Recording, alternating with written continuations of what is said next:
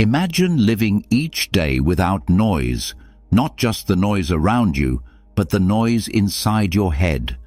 The stress, the pressure, the endless chatter of what's next, what's missing, what might go wrong. What if silence wasn't something empty, but something powerful? What if silence could actually become your superpower? But let's be honest, how often do you truly feel peace? Not just the absence of sound, but the kind of deep, grounded stillness where nothing feels urgent and everything makes sense. Most people live in reaction, always busy, always scrolling, always needing something more.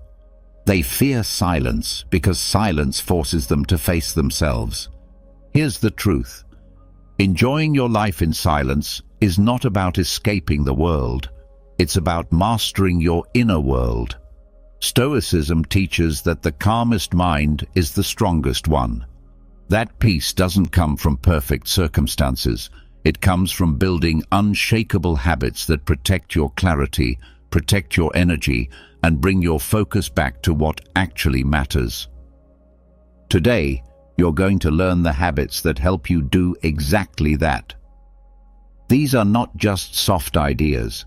These are real practices used by the most disciplined minds in history. Stoic thinkers who found freedom not in noise, but in quiet control. So prepare yourself, because after this video, silence won't scare you anymore. It will guide you. Before we begin, make a promise to yourself. Write in the comments, "Starting today, I protect my peace.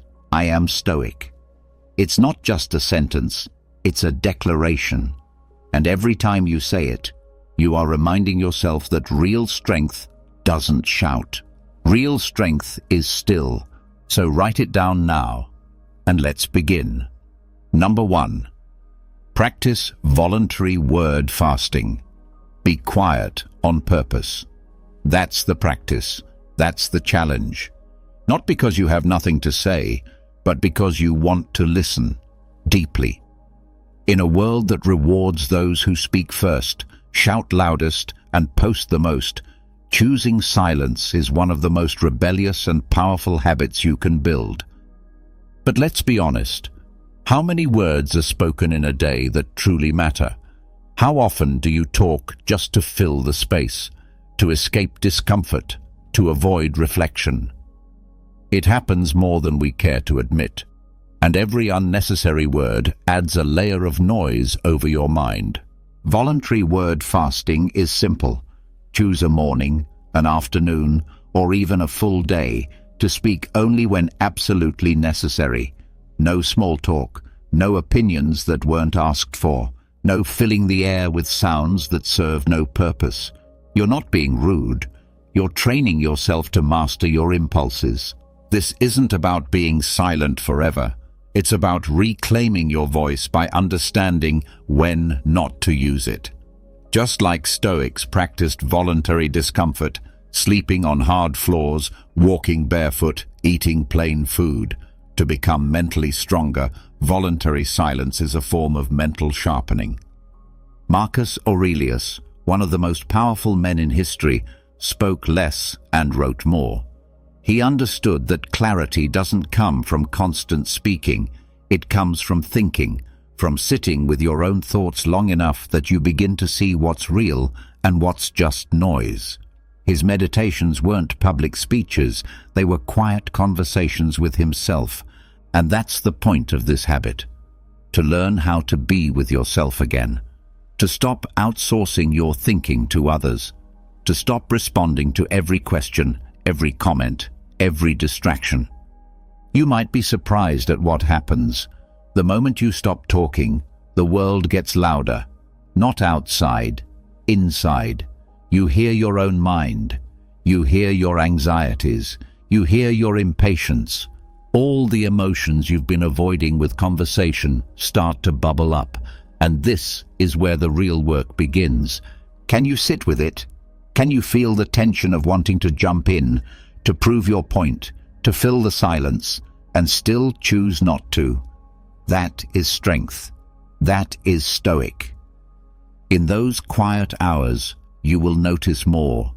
People's expressions, their tone, the pauses between their words.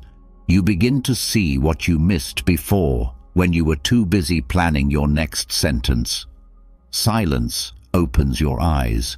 It sharpens your attention. When you speak again, it will be with purpose.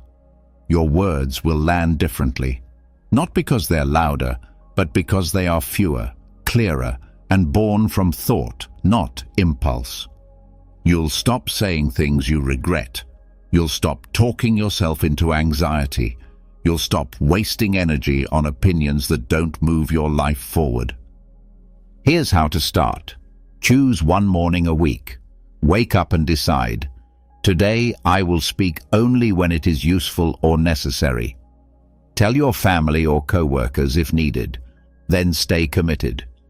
If you catch yourself speaking without intent, pause, take a breath, return to the fast.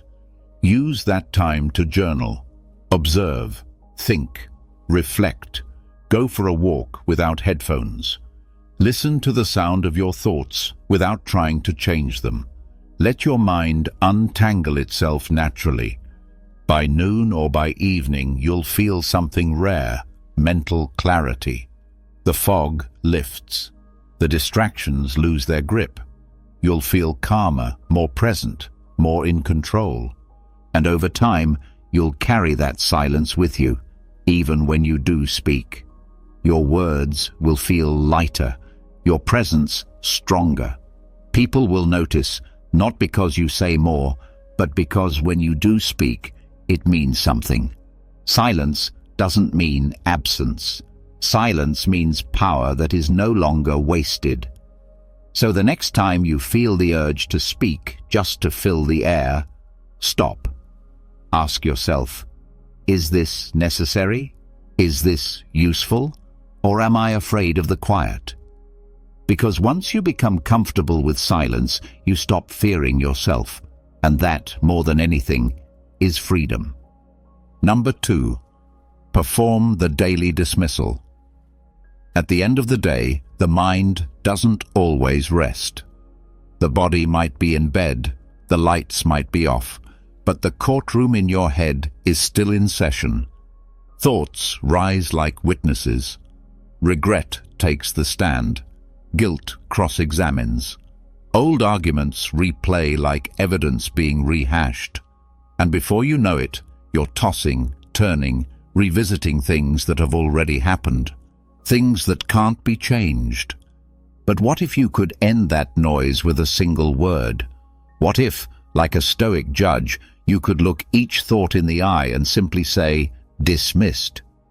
That's what the daily dismissal is all about.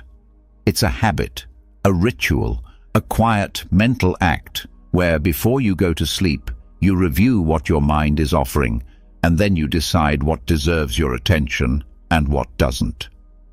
Most of it doesn't. This is not denial. This is discipline. You are not your thoughts. That's one of the hardest truths for people to accept. But Stoicism teaches that thoughts are not orders. They are just suggestions. And just like a courtroom judge, you have the authority to accept or dismiss them. Most people don't realize they have this power. They argue with every thought. They get pulled into every emotional reaction. They rehearse every possible scenario, trying to prepare for the future by obsessing over the past.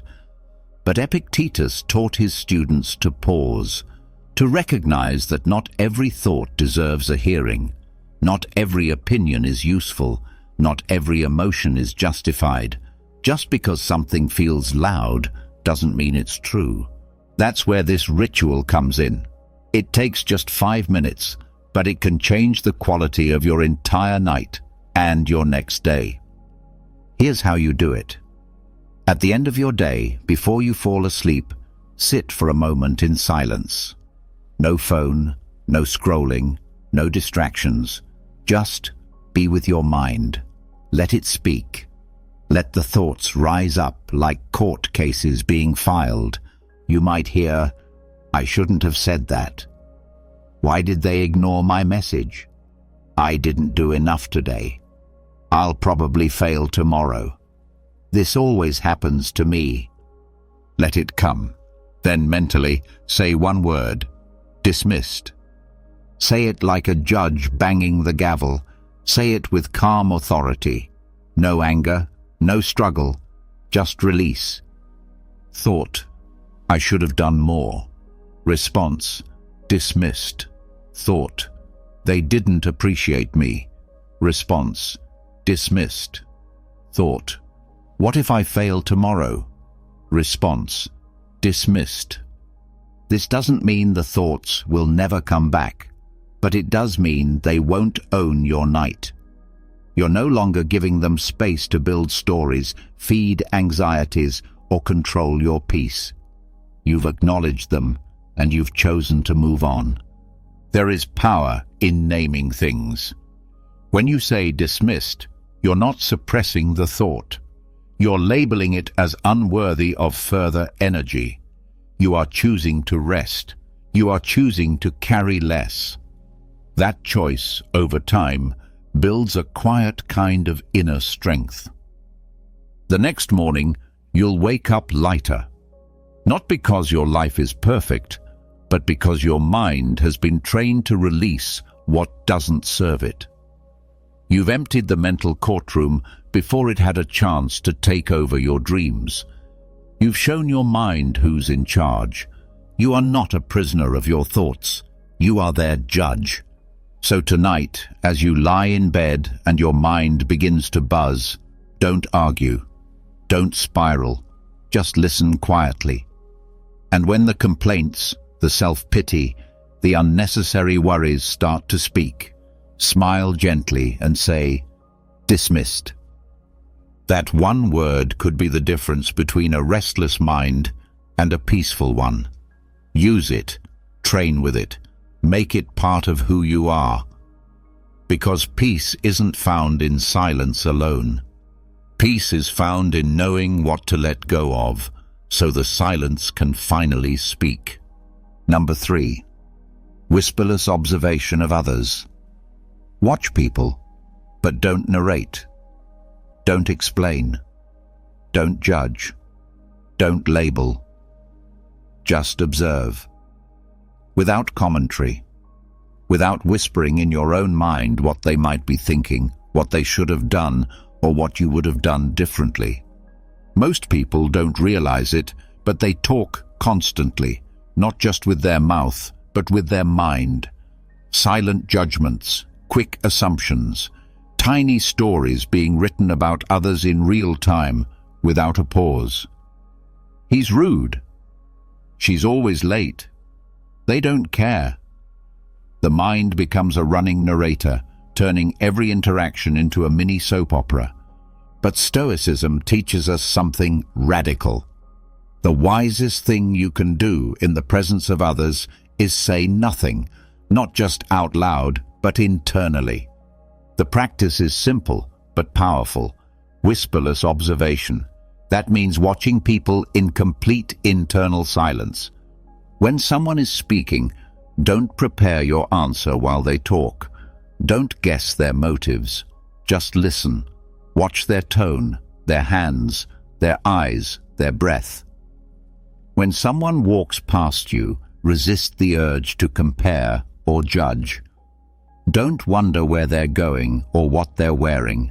Just observe without coloring the moment with thought. This is not about being passive. It's about training yourself to respond, not react. Marcus Aurelius reminded himself daily to approach others without anger or surprise. That didn't mean he trusted blindly. It meant he trained his perception. He knew that judgments cloud clarity. He knew that opinions get in the way of truth. He knew that when the mind starts whispering, it stops seeing. This habit doesn't just create stillness, it sharpens empathy.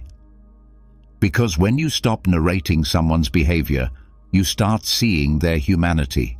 You see struggle in a raised voice. You see insecurity behind arrogance. You see distraction in silence. You stop trying to control the moment and start learning from it. Here's the challenge. Go 1 full hour today in complete internal silence while observing others. Don't describe anything. Don't predict. Don't analyze. Just see. Be present. Let them be who they are, without needing to add a single mental word. At first, it will feel strange. You'll notice how often the mind wants to jump in. It wants to evaluate, fix, correct, defend. That's the ego trying to stay in control, but the more you resist the urge, the quieter the ego becomes. And in that quiet, something else rises. Understanding. You begin to notice things you never saw before. A tremble in a voice, a tiredness behind a smile, a strength in someone's eyes. You stop living in mental fiction and start connecting to real presence. It also changes how you show up in conflict. Instead of rushing to correct or argue, you pause. You listen longer. You speak less. And when you do speak, your words come from calm, not pride. Think about it. How many problems in your life have come not from what others said or did, but from the story you told yourself about it? The story the mind whispered in the background, growing louder until it became your truth. Whisperless observation protects you from that trap. It's a mental detox, a break from the constant labeling that builds walls between you and the world. So today, whether you're in a meeting, walking down the street, or sitting across from a loved one, try this. Observe them in silence. No story, no opinion, just presence. And when your mind starts whispering, gently say, "Not now," because true strength is not about speaking more or knowing everything. It's about seeing clearly, without the noise. Number 4. Wake before the world without input. Wake up, not to the world, but to yourself. Not to headlines, notifications, voices, or demands. Just to your breath, to your heartbeat, to your thoughts, unfiltered. Before the noise starts, before the rush begins. That space, that sacred silent space, is where your day begins to shape itself. This isn't about waking up early just to check more things off a to-do list. This is about waking up without input. No phone, no emails, no news, no music, nothing external. Just 30 minutes of quiet. Of nothing entering your mind that didn't start from within. Because the truth is, most people don't wake up, they react awake.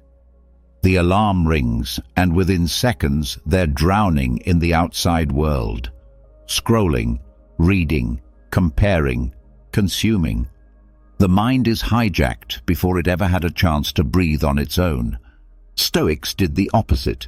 They guarded their mornings like a fortress. Marcus Aurelius began each day reminding himself of what he could control, what he would face, and how he would act with virtue. He didn't wake up to escape into distractions. He woke up to return to himself. This habit is simple. When you open your eyes, don't reach for anything. Don't fill the silence. Sit in it. Stand in it. Move in it. Let the day come to you slowly, without artificial stimulation. You'll feel a pull at first, a need to check, a fear of missing something. That pull is the addiction to noise. Let it pass. In that silence, you'll notice things. Your thoughts before the world interrupts them. Your body before it stiffens with tension. Your mind before it begins solving problems. This is the cleanest version of you. Untainted, unburdened, clear. And it's in that clarity that strength is built.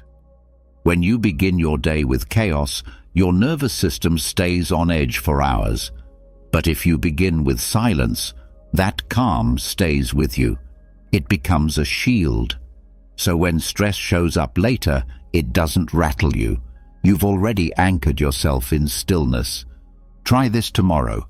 Wake up 30 minutes earlier than usual. No phone, no noise, no lights if you can help it. Just sit or stretch or write or sip something warm in stillness. Let the world stay asleep while you wake up. No one is pulling at you.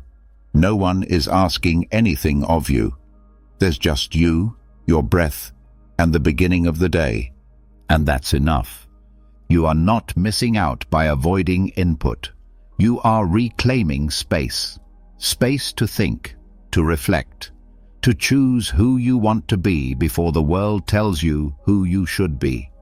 This silence doesn't last forever, but it leaves a mark.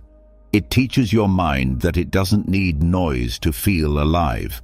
It teaches your soul that peace can be the default, not panic. It reminds you that you can start the day not with reaction, but with readiness. So tomorrow, before the world can touch you, don't let it. Wake before the world, and wake without it.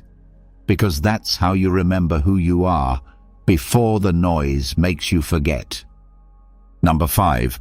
The one question day starter. Before the world asks anything of you, ask something of yourself. But not just any question. A question that sharpens you, grounds you, prepares you.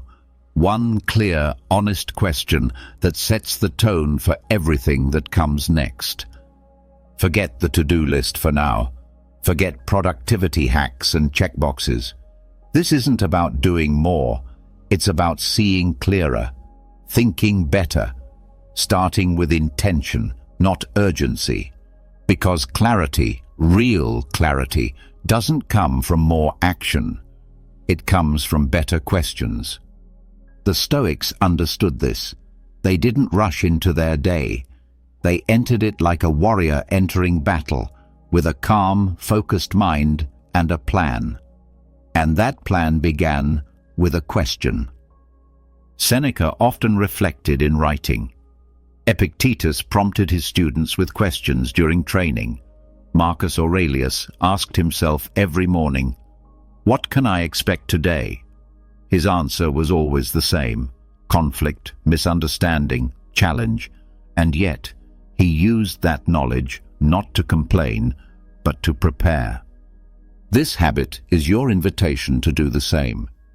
Every silent morning, as you sit in stillness, before noise enters, before movement begins, ask yourself one powerful question. Not 10, not a list, just one. It could be, what external event today could test my peace, and how will I stay rooted? Or, if I lose my temper today, what will it cost me? Or, what kind of person do I want to be when no one is watching? The question doesn't have to be complex, but it must be true. It must pierce your assumptions and bring your mind back to center. Because the goal is not to answer quickly. The goal is to reflect slowly.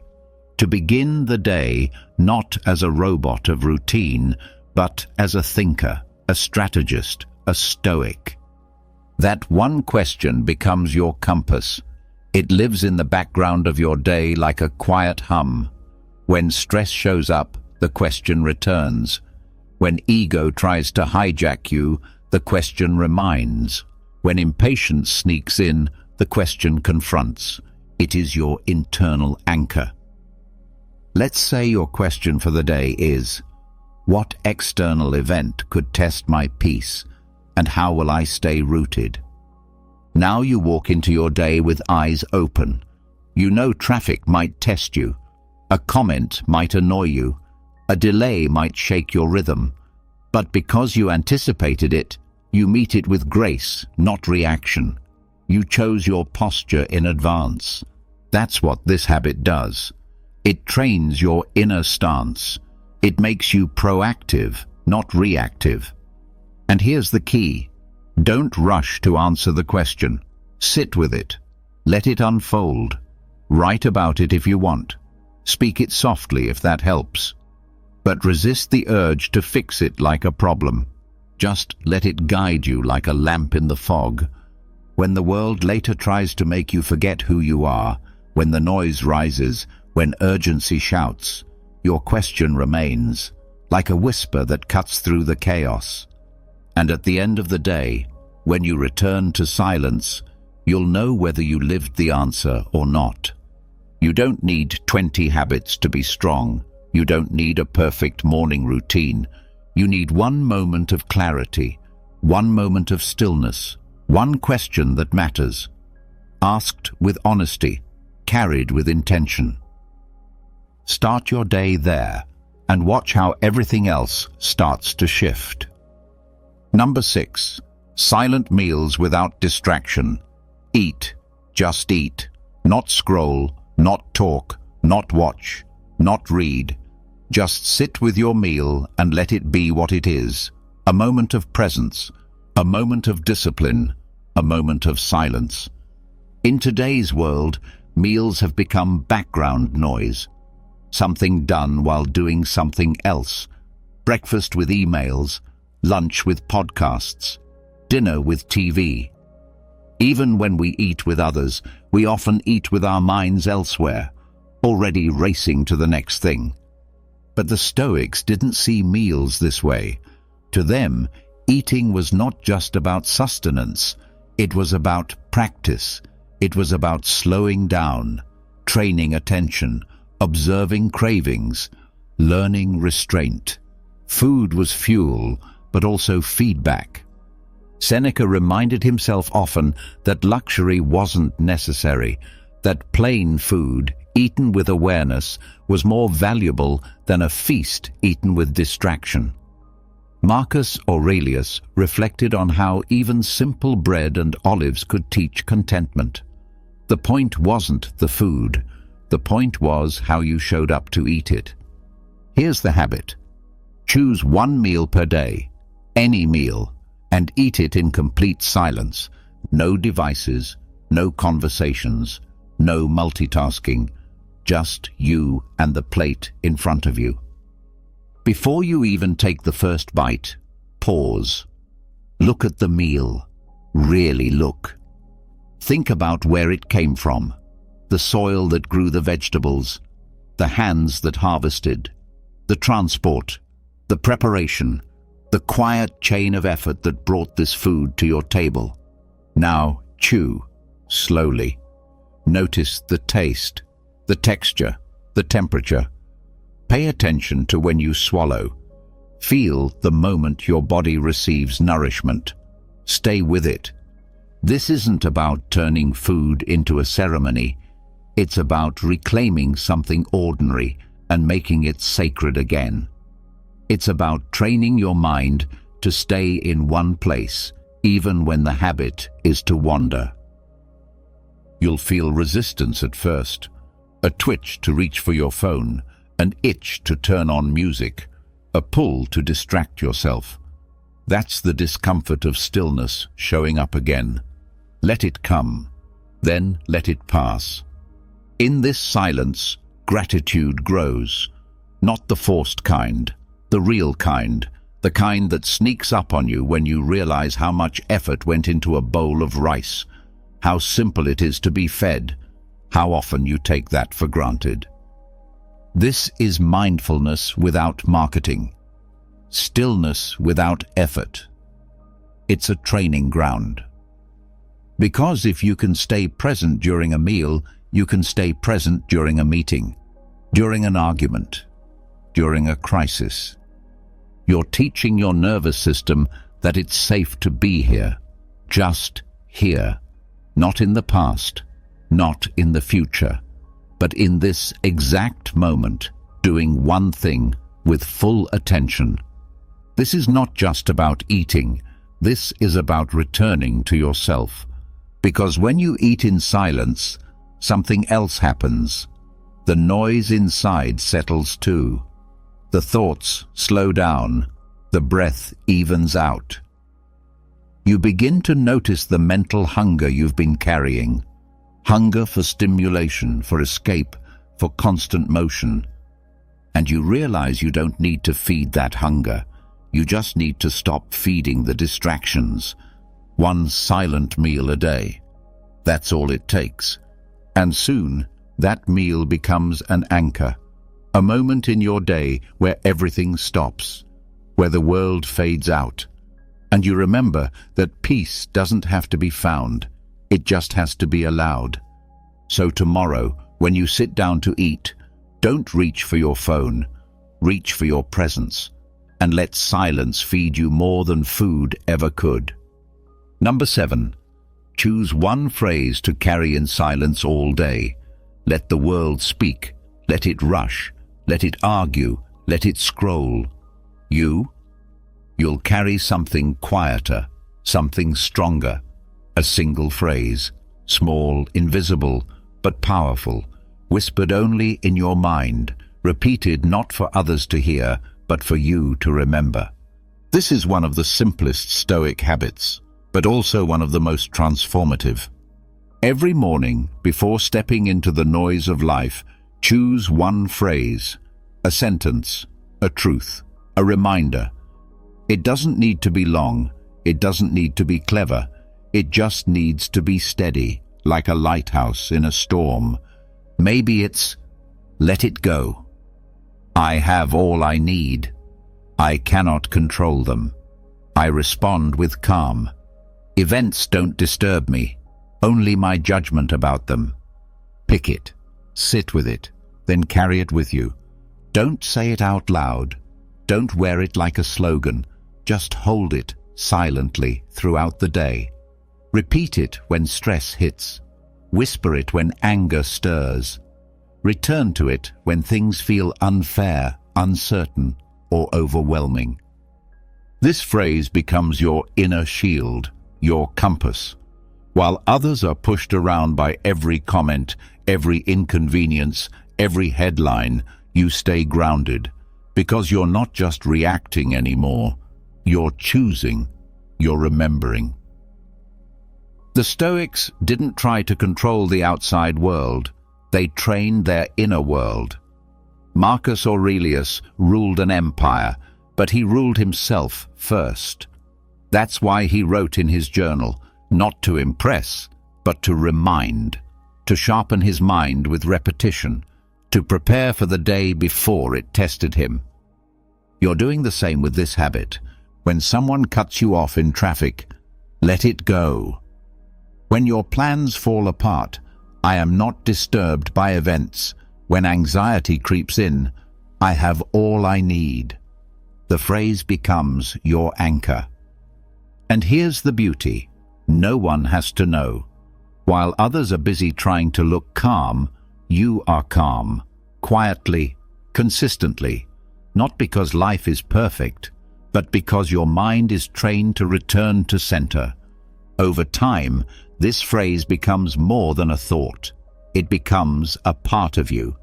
It reshapes how you speak, how you breathe, how you hold yourself in hard moments. And when people ask how you stay so steady, you won't need to explain. You'll just smile, because the strength you've built is silent. Start this tomorrow. Before the world wakes, choose your phrase. Write it down if it helps. Then carry it like a quiet ember in your chest all day long. Let others drift. You stay rooted, because true Stoic power doesn't shout, it whispers. And that whisper, when chosen with care, can carry you through anything. Number 8. Practice silent comparison with nature, not people. Stop measuring your life against noise, against applause, against the carefully curated highlight reels of other people. The Stoics knew the danger of comparison, not because it's unnatural to compare, but because it's so often done in the wrong direction. Instead of comparing yourself to people's loud successes, compare yourself to something quieter, something honest, something that doesn't care if it's seen or praised. Compare yourself to nature. Sit with a tree, stand beside a mountain, watch a river, listen to the wind. They don't compete. They don't strive to impress. They don't explain themselves. The tree grows at its own pace. The mountain doesn't apologize for being still. The river flows without asking permission. This is what the Stoics meant by harmony with nature, not just obeying the laws of the world, but learning from them.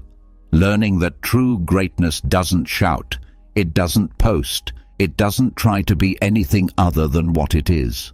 So the next time you feel behind, unworthy, or invisible, don't look at people. Look at a stone, a cloud, a field of grass. This is what we call silent comparison. It's not a denial of your ambition. It's a redirection of your perspective. You stop asking, "Why am I not like them?" and start asking, "What can I learn from this quiet strength in front of me?" Sit with a tree. Watch how it bends with the wind, but never breaks. Watch how it grows without asking for praise. Watch how it provides shade, fruit, oxygen, without ever needing applause. That's success.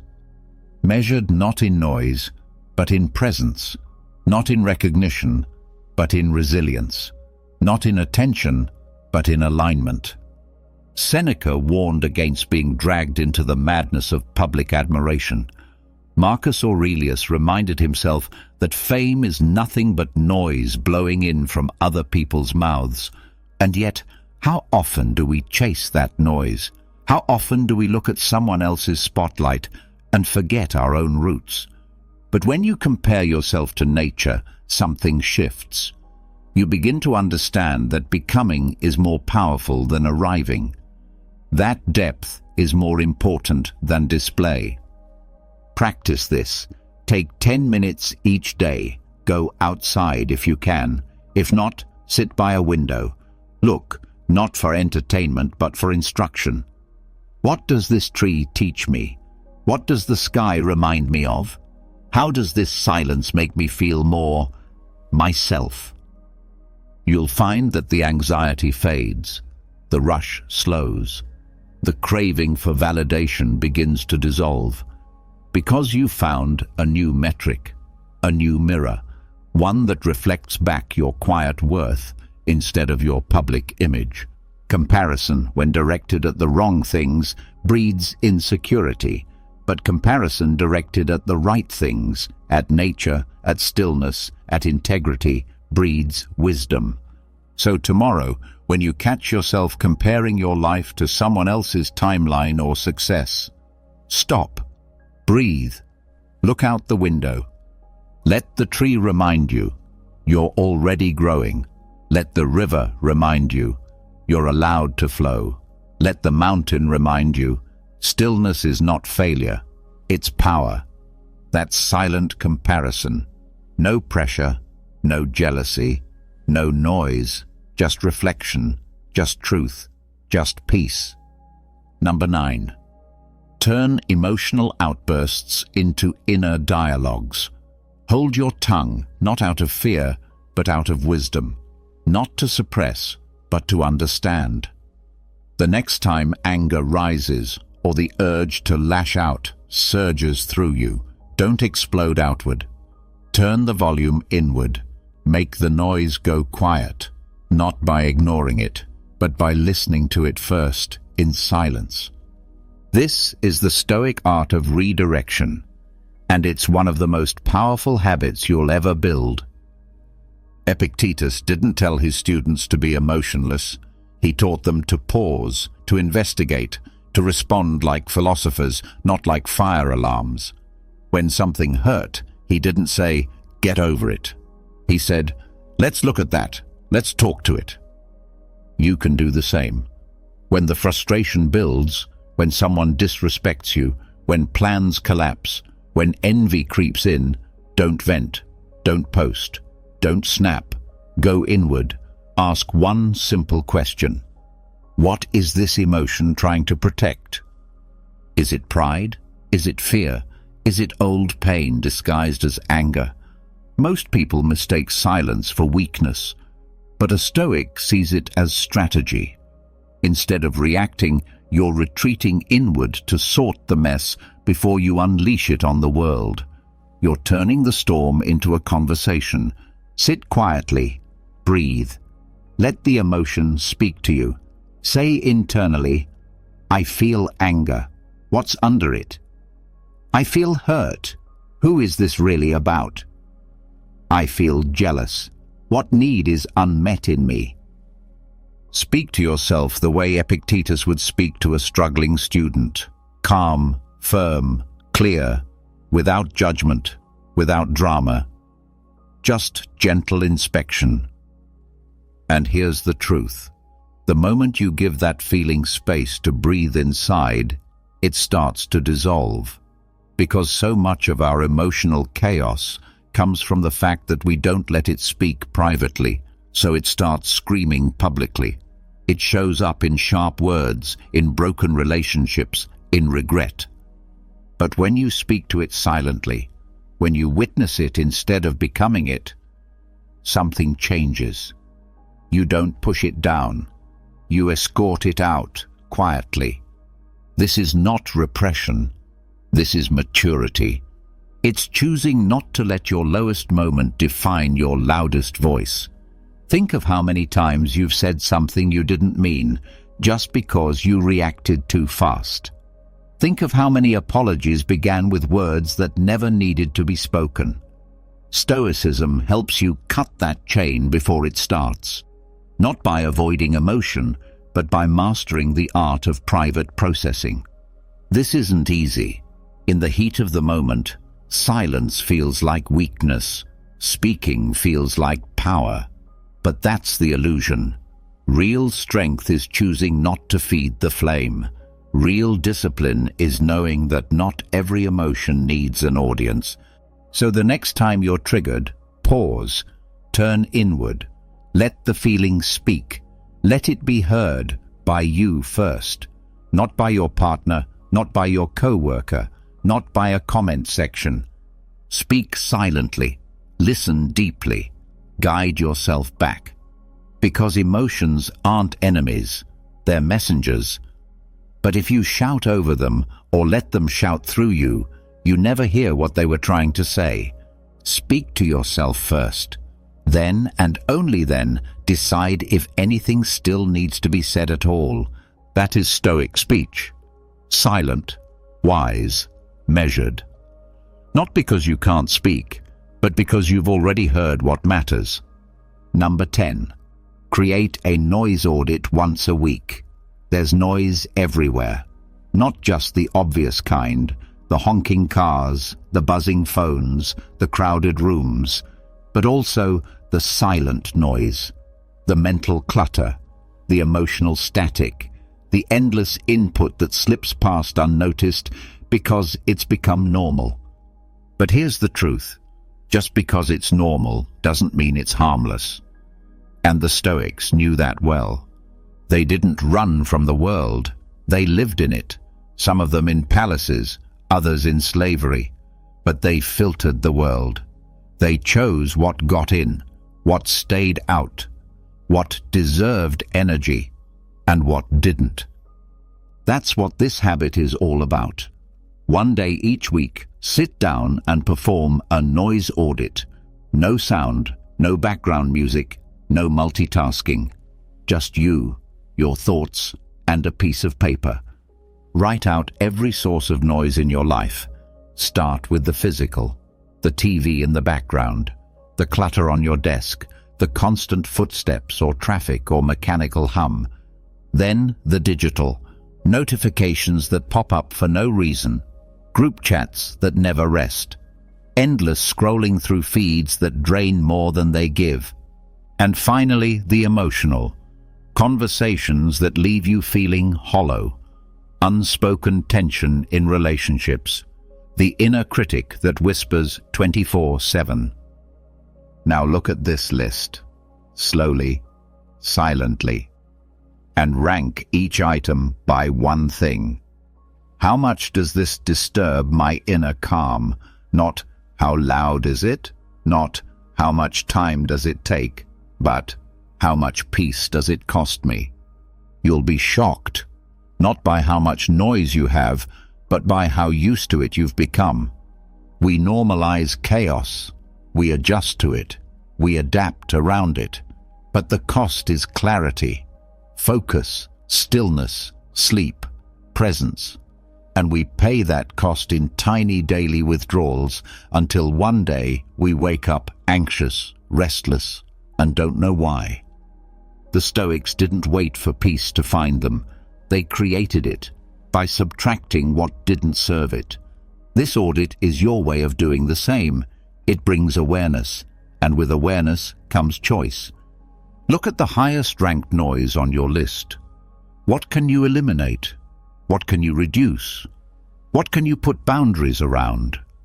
Maybe it's turning off notifications for just 1 hour a day. Maybe it's removing one toxic voice from your circle. Maybe it's clearing your workspace of clutter and breathing for 5 minutes in silence. You don't need to escape the world to protect your peace. You just need to become conscious of what's stealing it. This habit, done weekly, is like sharpening your mental sword. Each time you do it, you become more aware of what you're allowing in, more aware of what doesn't need to be there, more disciplined about guarding your mind like sacred ground. Because your peace is not accidental, it's built, filtered, protected. So this week, take 10 minutes. Create your noise audit. Face the noise, list it, rank it. Then reclaim your calm, not by doing more, but by subtracting what never belonged. That's Stoicism in practice, not hiding from the storm, but building walls that let in the light and leave the rest outside. Number 11. Embrace soundless service. Do good and don't say a word. Don't document it. Don't drop hints. Don't look around for approval. Just act, quietly, kindly, without needing to be seen, without needing to be thanked. This is one of the rarest habits in a world obsessed with recognition. Everyone wants to be known for doing good. Everyone wants their generosity seen, liked, shared. But Stoicism teaches a different way, a quieter path, one where the doing is the reward and the silence is part of the strength. Once a week, commit to an act of soundless service. It doesn't have to be grand. In fact, the smaller and more invisible, the better. Help someone carry something without waiting for a thank you. Pay for someone's meal and walk away. Leave a kind note with no signature. Forgive someone silently in your heart, even if they never know it. Why? Because when you help without expecting a return, you purify your intentions. You train your mind to value virtue over visibility, and in that silence, character is built. Marcus Aurelius, one of the most powerful men on earth, wrote to himself, not to impress others, but to stay grounded. He reminded himself often, "Don't waste what remains of your life in speculating about others. Be straightforward, not seeking applause." Real virtue doesn't demand attention. It simply acts. And when you serve without sound, something subtle happens inside you. You begin to trust yourself more. You begin to feel stronger, not in the way people cheer for, but in the way no one can take away.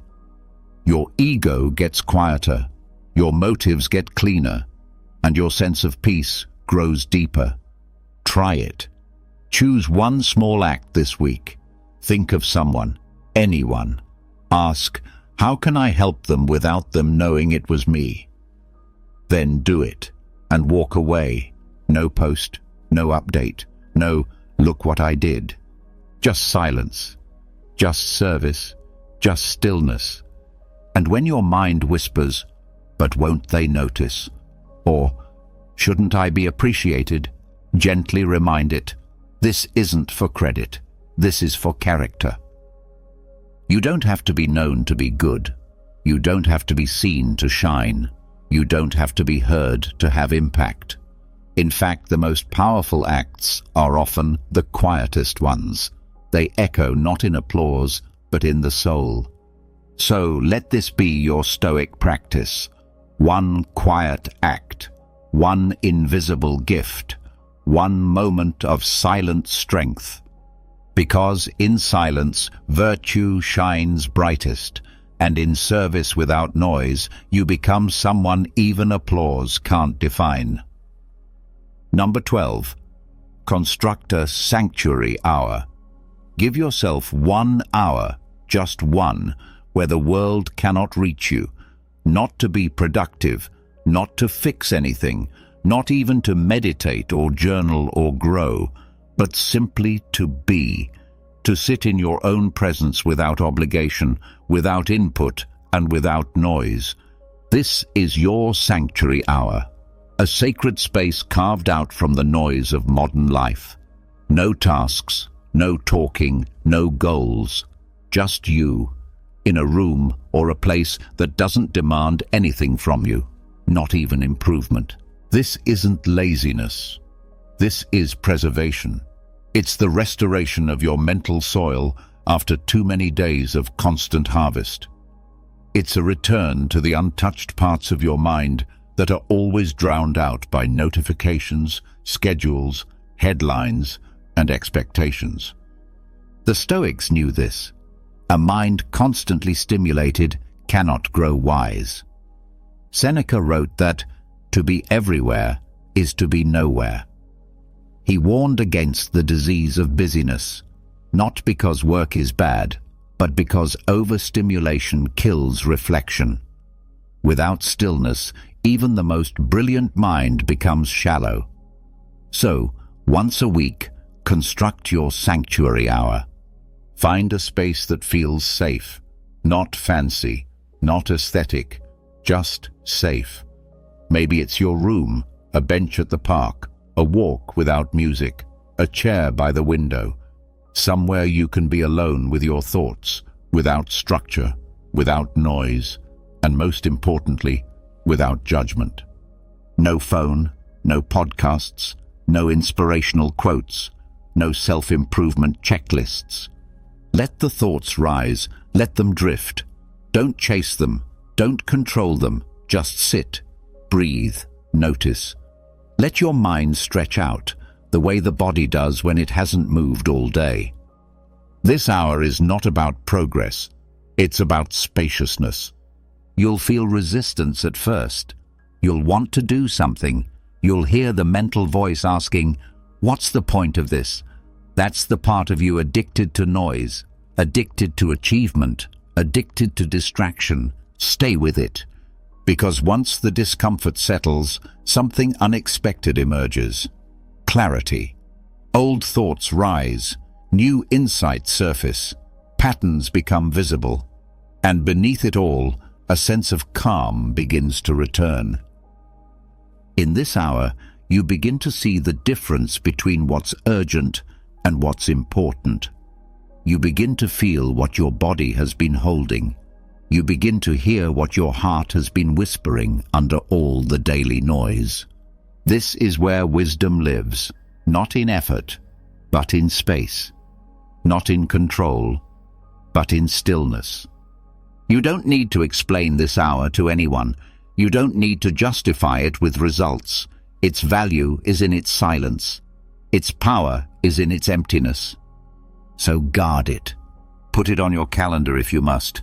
Treat it like you would a meeting with someone you deeply respect, because that's what it is. A meeting with yourself, with the part of you that's too often ignored. And over time, this hour becomes more than a pause. It becomes a sanctuary you carry with you. You'll find yourself thinking more clearly, responding more calmly, seeing more deeply. Not because you tried harder, but because you stopped trying for a little while. That's the paradox the Stoics understood. A mind that rests deeply becomes sharp.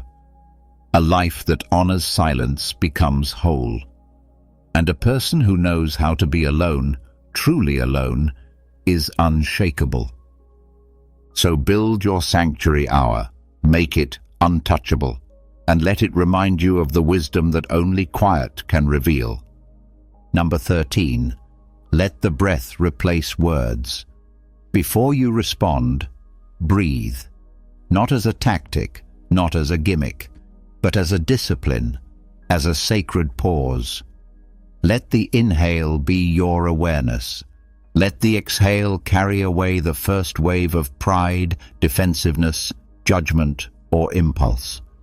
This is how Stoics speak, not quickly but wisely, not to win, but to understand, not to react, but to reveal only what is necessary, useful, and true. Epictetus taught his students that speech is not neutral. Every word either clarifies or clouds, heals or harms, and the greatest filter of speech is not the tongue, it's the breath. That tiny space between stimulus and response is where character is forged. So here's the habit. Before you speak, breathe. Just one breath. No one has to know. It's silent, subtle, but it shifts everything. That breath is a moment to check your motives. To ask yourself silently, am I about to speak for understanding or for ego? Am I trying to help or just to win? Do these words bring clarity or just more noise? And more often than not, you'll find that your first reaction isn't your best. It's your most emotional. It's your most wounded. It's your most defensive. But when you breathe first, the urgency drains out. And in that empty space, wisdom walks in. This is not silence for the sake of silence. This is strategic restraint. It's choosing depth over speed. It's choosing your peace over being right. It's realizing that not everything deserves a reply, and not every reply deserves to be instant. Let your breath speak first. Let it slow you down. Let it quiet the noise inside you, so the voice that comes out isn't just loud, it's clean. This will change your relationships. Arguments that used to ignite instantly now cool before they spark. You don't lose your power, you reclaim it. Because when you choose not to react immediately, you show that you are no longer owned by your emotions. You've become the one in control. This applies everywhere, in conversations with loved ones, in meetings, online, in conflict, in moments where someone pushes your buttons, insults you, dismisses you. Instead of snapping back, inhale, exhale, then decide.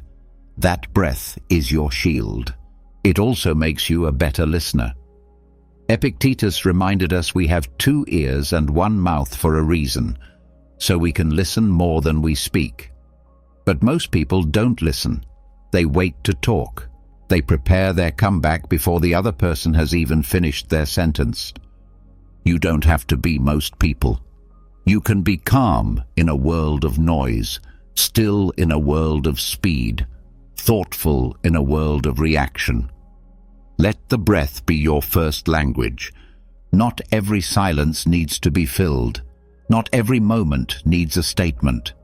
Sometimes the most powerful thing you can say is nothing at all, yet. Just a breath, a pause, a moment of self-control that no one sees, but you will feel. That's Stoic strength, quiet, invisible, anchored. The world rushes to speak. You breathe. The world shouts to be heard. You exhale. The world reacts. You respond with clarity, with intention, with peace. Because wisdom doesn't start with talking. It starts with a breath. Number 14. Memorize 1 line of Stoic text in silence. Don't just read wisdom. Install it. Quietly, deeply, permanently. Not with noise, not with a highlighter, not even with your voice, but in silence, in stillness, in the privacy of your own mind. 1 line, 1 thought, One sentence from a Stoic master, Marcus Aurelius, Seneca, Epictetus. That's all you need. Not a book, not a lecture, just a single truth, memorized silently, so it becomes yours forever. This is not about collecting quotes. This is about building armor. Each week, pick one line, sit with it, repeat it in your mind, slowly, intentionally, without saying it aloud, without writing it down. Let the silence wrap around it like a cloak. Let it echo inside until it settles, until it sticks. It might be, waste no more time arguing what a good man should be one. Or, we suffer more often in imagination than in reality. Or, it's not things that upset us, but our judgments about them. Repeat it when you're walking. Repeat it in the shower. Repeat it before sleep. Not to perform it, but to become it. You're not just memorizing, you're embedding wisdom into your operating system. The power of this practice is subtle but deep, because when pressure hits, when you're caught in conflict or drowned in anxiety or tempted to break your values, you won't need to reach for a book. You won't need a pep talk. The line will rise on its own, like a quiet shield inside your chest. And that's what makes this Stoic. It's internal, it's portable, it's personal, it's forged in silence so it can function in chaos. Think of it like mental martial arts. You're training your mind not with drama, but with discipline, not with shouting, but with stillness. And the more you practice, the more quotes you carry, not in a notebook but in your bloodstream. You'll notice something else too. Memorizing a line in silence changes your relationship to it. You're not just reading it, you're absorbing it. You feel the weight of the words. You hear their rhythm. You notice layers you missed the first time. You stop consuming and start internalizing. That's what the Stoics did. Marcus didn't write meditations for us. He wrote it for himself. He repeated truths in his journal until they became part of how he saw the world. That's what you're doing. Building your own internal journal, written in memory, protected in silence. So this week, choose one line. No noise, no sharing. Just you and the thought. Make it your silent companion. When stress comes, it will whisper. When anger rises, it will return. When doubt clouds your mind, it will shine like a lantern. And if you repeat this every week, just one quote at a time, your inner library will grow, quietly, invisibly, powerfully. So don't chase more. Chase depth. Because one sentence, truly memorized in silence, can do more for your life than 100 books skimmed in noise. That's Stoic training. One line, 1 week, one mind, sharpened in stillness. Number 15. Cultivate death silence as daily reflection. At the end of the day, let everything fade. Let the noise go. Let the obligations dissolve. Just sit quietly. No distractions, no movement. And ask yourself the question most people avoid with every ounce of their energy. If this was my last night alive, did I live silently and well? This isn't morbid. This isn't dark. This is Stoic clarity in its purest form. Memento mori, the reminder that you will die, is not about fear. It's not about despair. It's about purification. It's about stripping away what's petty, what's loud, what's performative, until only what matters remains, and that only happens in silence. The Stoics reflected on death daily, not in theory, but in practice. Marcus Aurelius wrote about it often, not to scare himself, but to sharpen himself. He would ask, Am I doing what truly matters? Or am I spending precious life chasing shadows, reacting to nonsense, defending things that don't matter in the end? You can do the same. And you don't need a journal. You don't need candles. You don't need a ritual. Just silence. Just honesty. Just 5 to 10 minutes at night, alone with your thoughts, asking the real questions. Did I waste my energy today proving myself to people who weren't even watching? Did I fill the silence with distractions instead of purpose? Was I loud for the wrong reasons? Did I listen more than I spoke? Did I give more than I took? Did I live like someone who knows time is not guaranteed? This reflection is not about shame, it's about returning. It's about cleaning your inner house before sleep, wiping away the trivial, coming back to center. And it's not always comfortable. Sometimes the answer is no.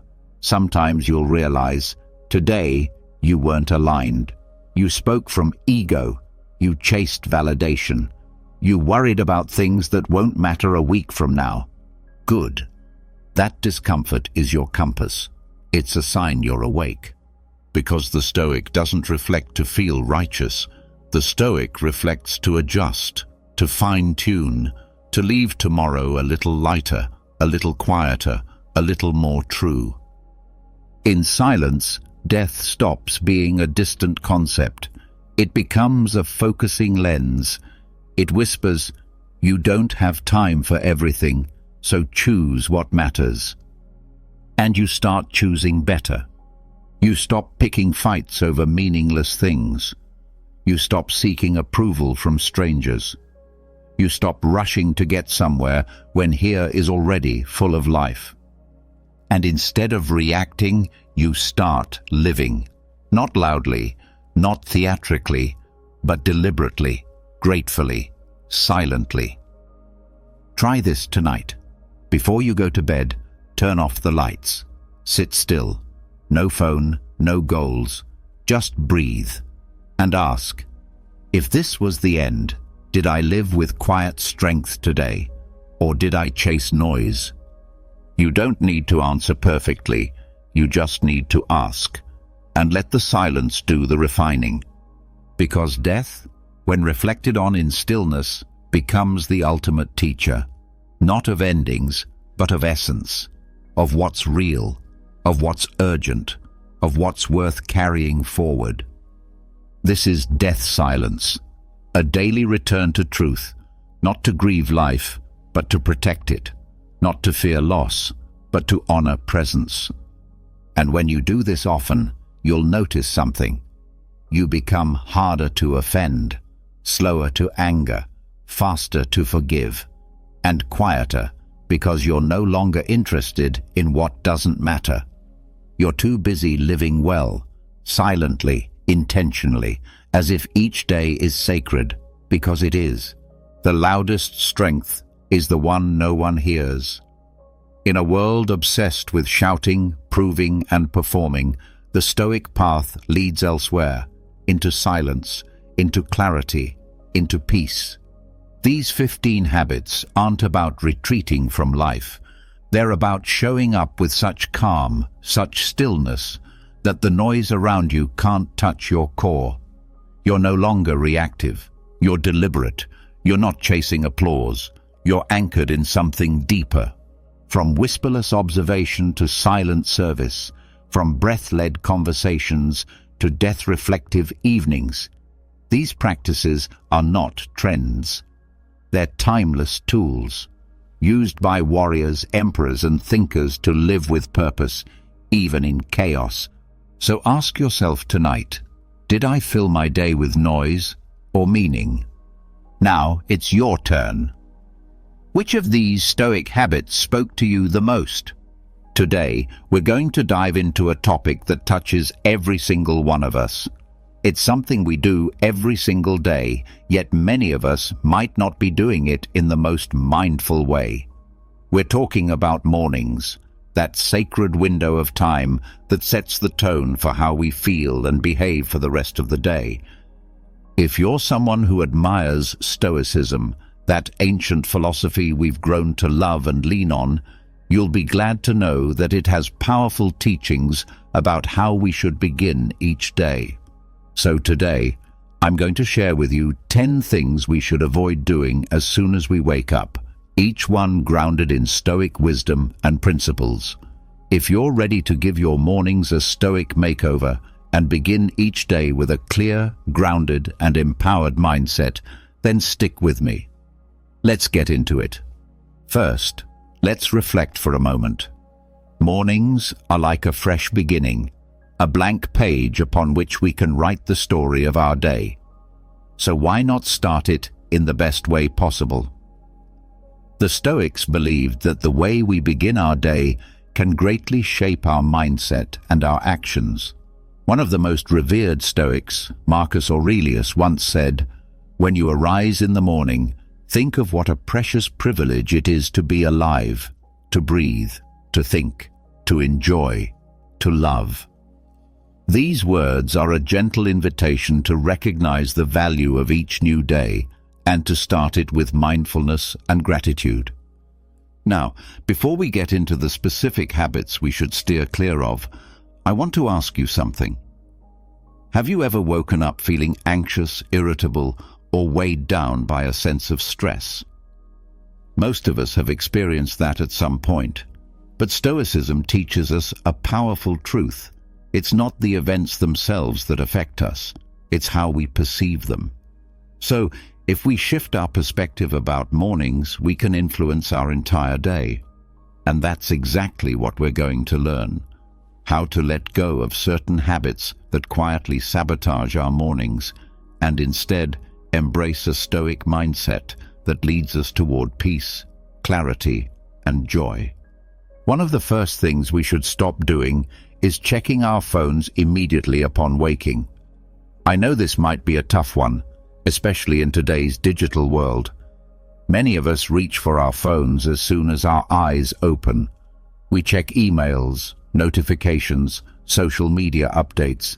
But have you ever paused to consider how this habit impacts your state of mind from the very first moment of your day? Seneca, one of the great Stoic minds, once pointed out that it's not that we have too little time, but that we waste so much of it. When we begin our day by diving into our phones, we're allowing the outside world's noise, demands, and expectations to invade our mental space before we've even had a chance to center ourselves. We rob ourselves of those precious, quiet moments of self-reflection, moments that could be used to set a meaningful tone for the day. So instead of immediately grabbing your phone, why not devote the first few minutes after waking to something more fulfilling? You could do a brief meditation, express gratitude, or simply sit in silence and soak in the peaceful energy of a new day. Marcus Aurelius reminds us that the happiness of your life depends upon the quality of your thoughts. If the first thoughts we entertain are full of stress, noise, and distraction, then that's the energy we carry with us. But if we begin the day with calm, clarity, and positive intent, we prepare ourselves for a much more productive and balanced experience. And here's why this matters. Your brain is like a sponge in the early hours of the morning. It's wide open and ready to absorb whatever you present to it. If the first thing it takes in is stress, comparison, or digital chaos, that's what it will mirror throughout the day. On the other hand, if you offer it peace, reflection, and purpose, you're laying the groundwork for a calmer, more focused day. So next time you wake up, try resisting the urge to check your phone. Give yourself those first moments as a gift. Breathe deeply. Reflect intentionally. Set a powerful tone for your day. You'll notice a significant shift in how you feel and how you respond to whatever the day throws at you. Now, let's move on to another habit that often gets overlooked: repeatedly hitting the snooze button. Let's be honest, we've all done it.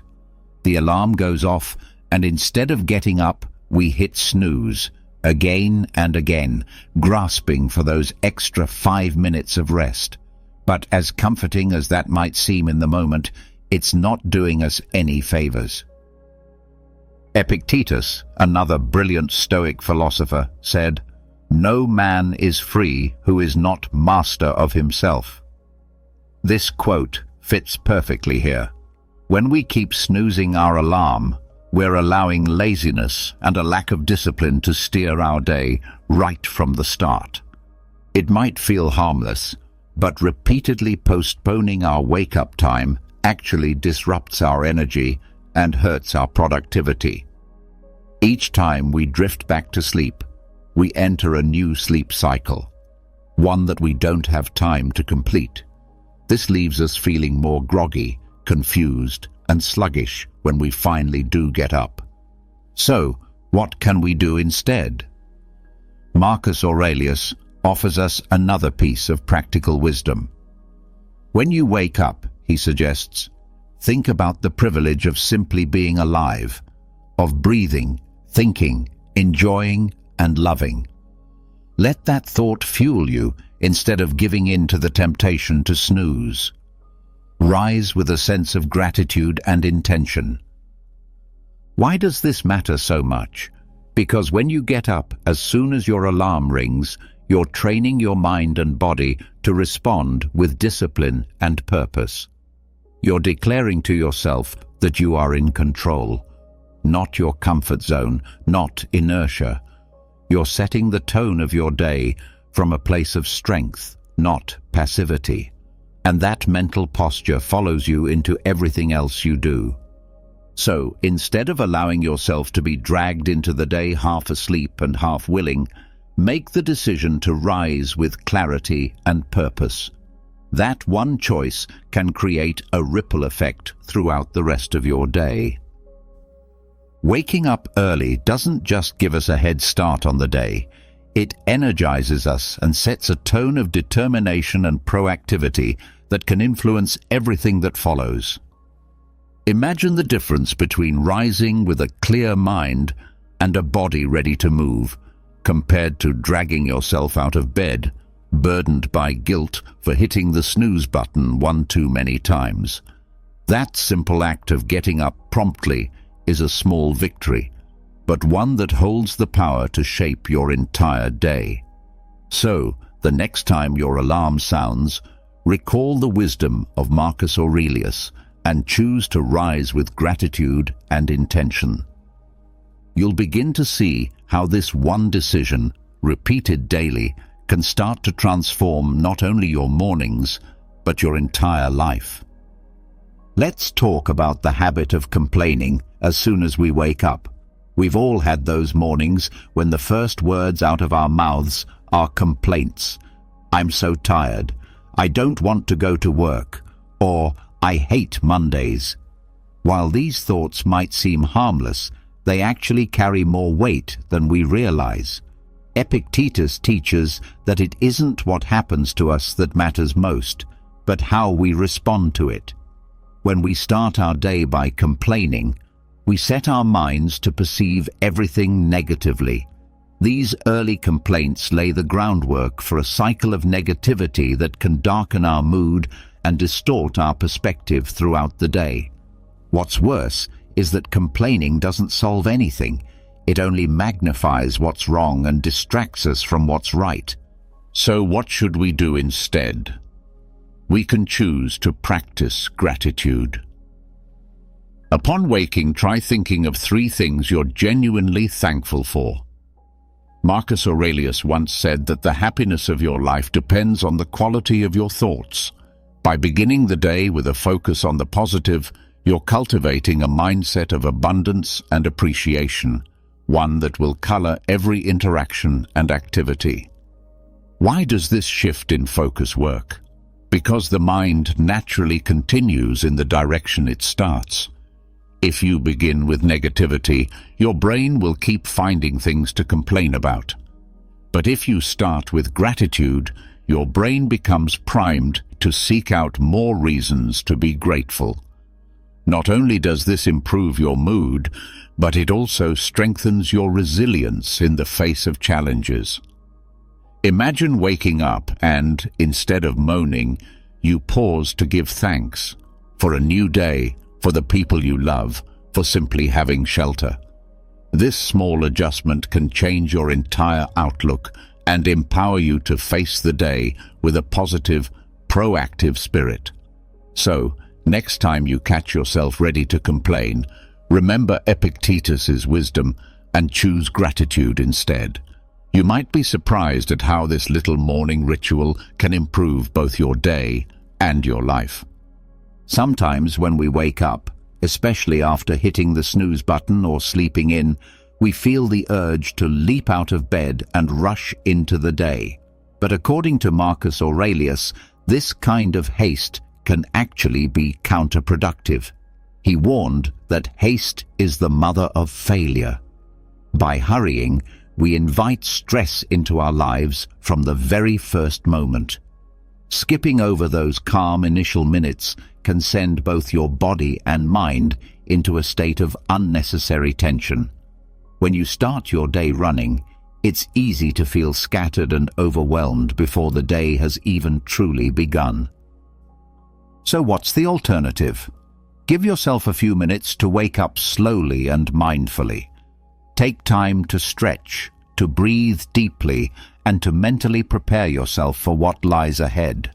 Marcus Aurelius also advised us to devote only the necessary time to each task and to let go of what doesn't belong to us. This is a call to begin each day with clarity and without rushing, focusing only on what truly matters. Why does this approach work? Because a calm and centered beginning sets the tone for a peaceful and organized day. When you take a moment to stretch and breathe, you awaken your body gently and prepare your mind to meet the day's demands with focus and calm. This practice can help you feel more composed and less susceptible to stress or anxiety. Picture yourself starting your morning with stillness, reflecting briefly on your goals, and stepping into your day with a calm and intentional mindset. That one small change can dramatically shift your experience of the entire day. So next time you wake up, resist the urge to rush. Instead, take a few moments to rise slowly, purposefully, and with calm resolve. You'll find that this habit can deeply improve your morning and contribute to your overall well-being. Another important but often overlooked part of the morning routine is hydration. Many times when we wake up, we forget something as simple yet vital as drinking water. After hours of sleep, our bodies are naturally dehydrated and need water to begin functioning properly again. Seneca once said that true happiness lies in enjoying the present moment without anxious dependence on the future. But in order to fully experience and appreciate the present, our physical body must be at its best, and that starts with staying well hydrated. Skipping that first glass of water in the morning can leave you feeling sluggish and drained before the day has even begun. Many of us often forget something as simple yet essential as staying hydrated when we wake up. After several hours of sleep, our body is in need of water to function optimally. Not drinking water immediately after waking up can leave us dehydrated, which in turn can affect our concentration, energy, and overall mood. Just as an engine requires oil to run smoothly, our body needs water to start the day in the best possible way. So, what can we do instead? Simply drinking a glass of water when you wake up is an easy habit to adopt. This not only helps rehydrate your body, but also stimulates your digestive system and provides a gentle energy boost. Marcus Aurelius reminds us that the quality of our life is directly linked to the quality of our thoughts, and mental clarity is greatly influenced by how well we care for our body. Hydration is crucial for almost all bodily functions, and when you drink water in the morning, you are helping your body flush out toxins accumulated overnight and preparing it for the day ahead. It's also a simple way of showing your body that you care for it, which can positively impact your general well-being. Imagine starting the day feeling fresh after a glass of water, your body waking up and revitalizing. This small action can significantly boost your energy and focus throughout the day. The next time you wake up, instead of rushing into your daily routine, take a moment to hydrate yourself. You will see how this simple act can help you feel better and more prepared to tackle the day ahead. For many people, breakfast might seem like an unnecessary use of time, especially when rushing out the door. However, skipping breakfast can have a negative impact on our energy levels and concentration during the day. Marcus Aurelius once said that what we do now echoes in eternity, and starting the day without nourishing our body is akin to trying to start a car without gasoline. Breakfast provides the essential energy needed to begin the day with strength. Skipping it can leave us feeling weak, irritable, and less productive. Additionally, having a balanced breakfast helps control hunger levels and prevents overeating later in the day. So, what can we do instead? Spend a few minutes preparing and enjoying a nutritious breakfast. It doesn't have to be elaborate. A simple bowl of oatmeal, a fruit and vegetable smoothie, or a couple of eggs with toast will do. Epictetus teaches us that nature has given us a mouth and 2 ears so that we can listen more and talk less, which can also be applied to how we approach our meals. Pay attention to what your body needs and nourish it properly. A healthy breakfast stabilizes blood sugar levels, helping us maintain consistent energy and focus. It also improves our mood and enhances our ability to handle stress. Imagine starting your day with a meal that nourishes your body, giving you the energy to feel more in control and prepared for whatever comes. The next time you wake up, instead of skipping breakfast, take a few minutes to enjoy a nutritious meal. You'll notice how this small change can have a big impact on both your well-being and productivity. Waking up without a plan can lead to a disorganized and unproductive day. Marcus Aurelius wisely advised that we should not waste time arguing about what a good person should be. This advice is perfectly applicable to how we should approach our daily lives. Instead of letting ourselves be carried by the current, we should have a clear plan for what we want to achieve. Without a plan, it's easy to get distracted and waste time on unimportant activities. This often leaves us feeling unsatisfied at the end of the day, as though we've accomplished little. So, what can we do instead? Take a few minutes to plan your day ahead. Make a list of the most important tasks you need to complete and establish priorities. This not only helps you stay focused, but also gives you a sense of purpose and direction. A clear plan helps structure our time and energy more efficiently, avoiding procrastination and ensuring that we are working toward our goals. Epictetus reminds us that wealth is not about having many possessions, but about having few needs. When we plan our day, we can focus on what really matters and avoid wasting time on trivial matters. Imagine how it would feel to start the day with a clear sense of what you want to achieve and a well-organized plan to help you do so. This simple habit can significantly improve your productivity and overall satisfaction with your day. The next time you wake up, instead of diving into an aimless routine, take a moment to plan your day. You will see how this small change can positively impact your daily experience and your life as a whole. Waking up and allowing negative thoughts to flood our minds is a common occurrence.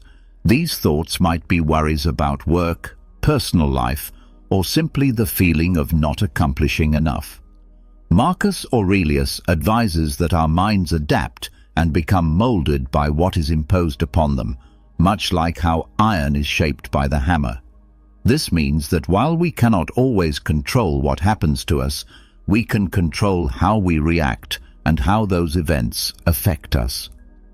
Allowing negative thoughts to dominate your mind first thing in the morning can set a tone of negativity and stress that may linger for hours.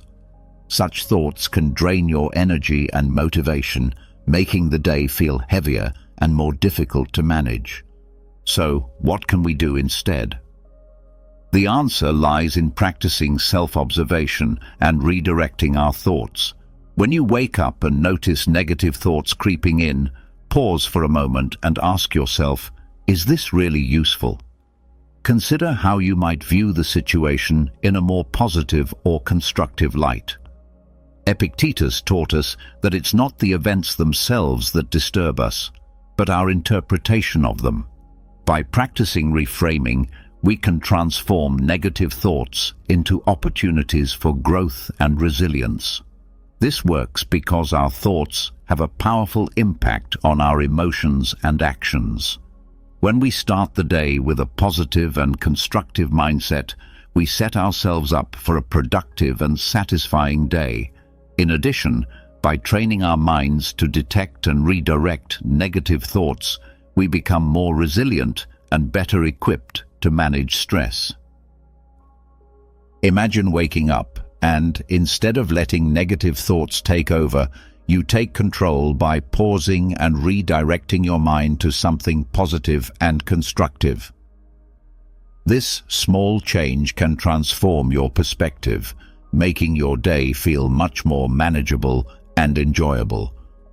So the next time you wake up and those negative thoughts begin to surface, remember the advice of Aurelius and Epictetus.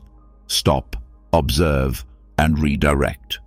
You'll see how this simple habit can improve your morning and, by extension, your life. Another pitfall is neglecting our bodies. It's easy to get up and immediately start tackling tasks without dedicating time to our physical well-being. However, as Epictetus said, tell yourself what you will be and then do whatever you have to do. This means that we must care for ourselves to be in the best shape possible to face the day. Neglecting our bodies first thing in the morning can leave us feeling stiff, tired, and less energized. Skipping stretching or exercise can have long-term effects on both our physical and mental health. What can we do instead? Take a few minutes to stretch or do light exercise. It doesn't need to be an extensive routine. Even a few minutes of stretching or yoga can make a significant difference. Marcus Aurelius also reminds us that the art of living is more like fighting than dancing. In other words, we need to prepare our bodies for the challenges of the day, and that preparation begins with movement. This works because movement and exercise in the morning help wake up our muscles, improve circulation, and release endorphins, which make us feel happier and more energized. By dedicating time to take care of our bodies, we also mentally prepare ourselves to face the day with more confidence and vitality. Imagine starting your day with a few minutes of gentle stretching or light exercise, feeling your body wake up and fill with energy. This simple habit can transform your physical and mental well-being throughout the day. So the next time you get up, instead of rushing directly into your daily activities, take a few minutes to care for your body. You'll see how this small change can have a profound impact on your energy and overall well-being. Finally, don't skip morning reflection. Often we wake up and dive straight into our routines without taking a moment to reflect. However, morning reflection can be a powerful tool for establishing the tone of the day. Marcus Aurelius, in his Meditations, said, "Begin each day by telling yourself, Today I will encounter interference, ingratitude, insolence, disloyalty, evil will, and selfishness. This is not a negative attitude, but rather a way to prepare ourselves mentally for any challenge with serenity and wisdom. Failing to reflect can make the day feel chaotic and uncontrollable. Without taking a brief pause to think about our priorities and how we want to approach the day, it's easy to feel overwhelmed. So, what can we do instead? Dedicate a few minutes each morning to quiet reflection. You could meditate, write in a journal, or simply sit in silence and contemplate your goals and what you hope to achieve during the day. Epictetus advised that a wise person is the only one who is truly free because they can act with control and reflection. This practice works because it gives us the opportunity to pause, clear our minds, and set our intentions for the day. When we reflect, we create space for conscious decisions rather than reacting automatically. By reflecting each morning, we are not only mentally preparing for the challenges of the day, but also giving ourselves the clarity to approach each situation with purpose and balance. Morning reflection is a practice that can greatly benefit us, and here's why it works. Taking time for reflection in the morning allows us to focus and set a clear intention for the day. It helps us start with a mindset rooted in purpose and calm, rather than rushing and feeling disorganized. By spending a few minutes reflecting, we become more mindful of our actions and decisions throughout the day, leading to greater awareness and intentionality. Imagine how it would feel to begin your day with a brief period of quiet reflection, where you set your intentions and mentally prepare yourself for any challenges that might arise. This small but powerful habit can help you feel more in control and focused, as you are better equipped to handle whatever comes your way. So, the next time you wake up, instead of diving straight into your tasks and obligations, take a few moments to reflect.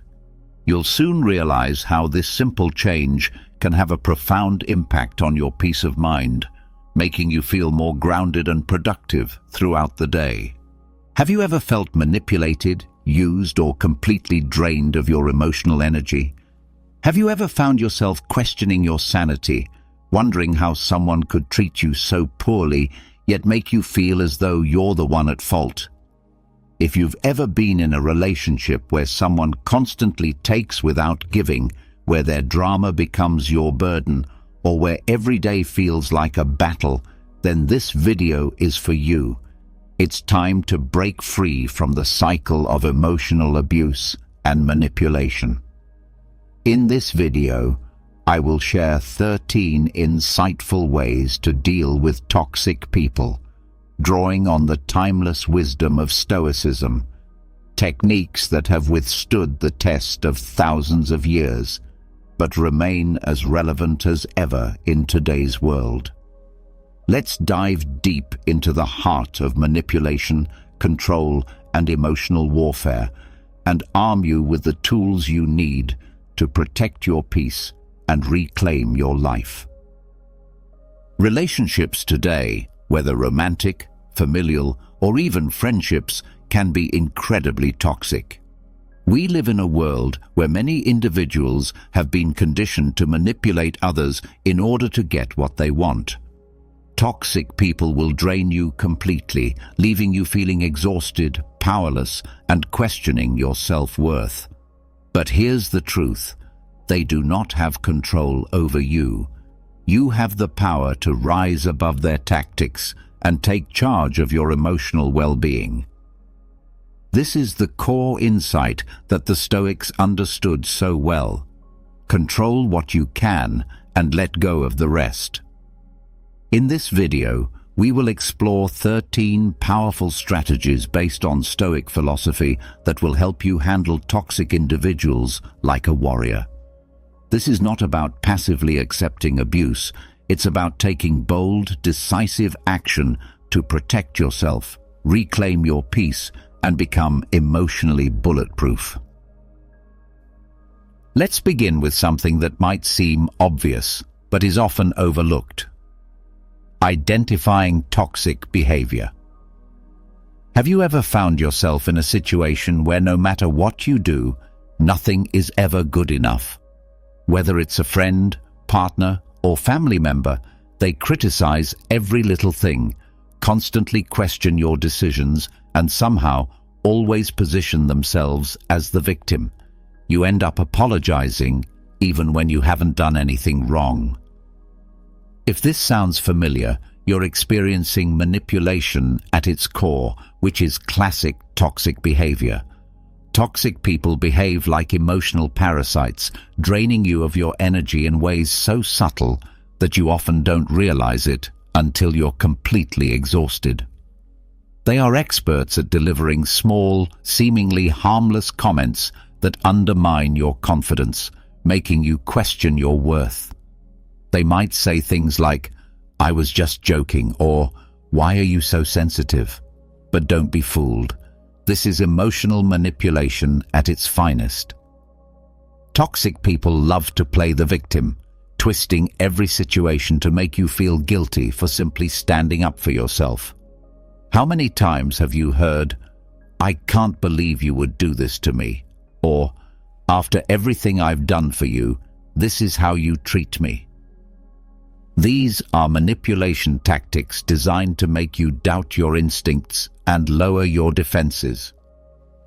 The first step in breaking free is recognizing these behaviors for what they truly are: emotional abuse. It's not just a bad day or a miscommunication. It's a deliberate attempt to control and manipulate you. Once you see through the mask they wear, you can start taking steps to protect yourself. Here's a golden rule to remember. If you constantly find yourself justifying someone's behavior to others or even to yourself, that's a huge red flag. Healthy relationships don't require you to explain away mistreatment. Toxic ones do. Now, let's address a powerful truth. It's not personal. Toxic people's behavior is never about you. It's always about them.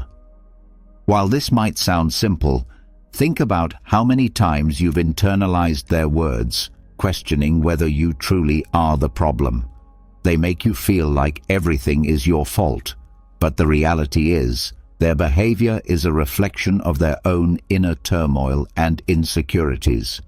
They can't take responsibility for their own actions, so they project their negativity onto you. Have you ever noticed how a toxic person will lash out at you when they're feeling insecure or stressed? Maybe they've had a bad day at work or are unhappy with their own life, but instead of dealing with their own issues, they take it out on you. Suddenly, you're the target, and they twist every situation to make it seem like you're the one causing the problems. But here's where Stoicism offers a powerful insight. We don't control what others do, only how we respond. Toxic people want you to react. They want to trigger your emotions because that's how they maintain control. Once you understand that their behavior has nothing to do with you, you can rise above it. You can let go of the guilt, the self-doubt, and the need to fix them. Because here's the truth, you can't fix them. You can only protect yourself. When they try to drag you into their emotional mess, remind yourself, it's not about me. You are not their therapist, their emotional punching bag, or their scapegoat. Their issues are their responsibility, not yours. Now that you've recognized toxic behavior and understood that it's not about you, it's time to set clear boundaries. And when I say boundaries, I don't mean vague, wishy-washy lines in the sand. I mean firm, non-negotiable rules that protect your peace and well-being. The thing is, toxic people hate boundaries because they limit their control over you. Let me let you in on a little secret. The reason toxic people push your limits is that they're testing you. They want to see how much they can get away with. It might start with small things, like constantly texting or calling you at all hours, interrupting your work, or demanding your attention when you need space. Then it escalates, and before you know it, you're sacrificing your time, your energy, and your mental health just to keep them happy. But here's the kicker. You don't owe anyone your energy. Your time and emotional well-being are precious, and you have every right to protect them. Setting boundaries isn't selfish, it's necessary. You have to be able to say no without guilt, without explanation, and without fear of retaliation. Here's a simple but powerful boundary. Stop explaining yourself. Toxic people love to drag you into endless explanations. Why don't you want to do this? How come you're acting this way? Don't you care about me? They'll use guilt, manipulation, and even anger to make you justify your decisions. But here's the thing. You don't need to justify your boundaries to anyone. Next time they try to cross a line, simply say, "This is what I need," or "I'm not available for that," and then end the conversation. The more you stand firm in your boundaries, the more they'll realize they can't manipulate you. Eventually, they'll either adjust their behavior or move on to someone else who will tolerate their nonsense. The next powerful strategy is mastering the art of non-reaction. Toxic people thrive on your reactions. They push your buttons to get a rise out of you, because let's face it, they live for the drama. Every time you react with anger, frustration, or even sadness, you're giving them exactly what they want: power over your emotions. But here's the truth. You have the power to stop them dead in their tracks.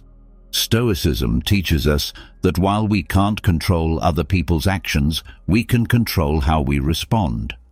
Imagine you're in the middle of an argument with a toxic person. They're throwing accusations, insults, and blame your way, hoping to provoke a reaction. What if, instead of engaging, you stayed completely calm? What if you simply didn't react at all? This might sound crazy, but I promise it's one of the most powerful moves you can make.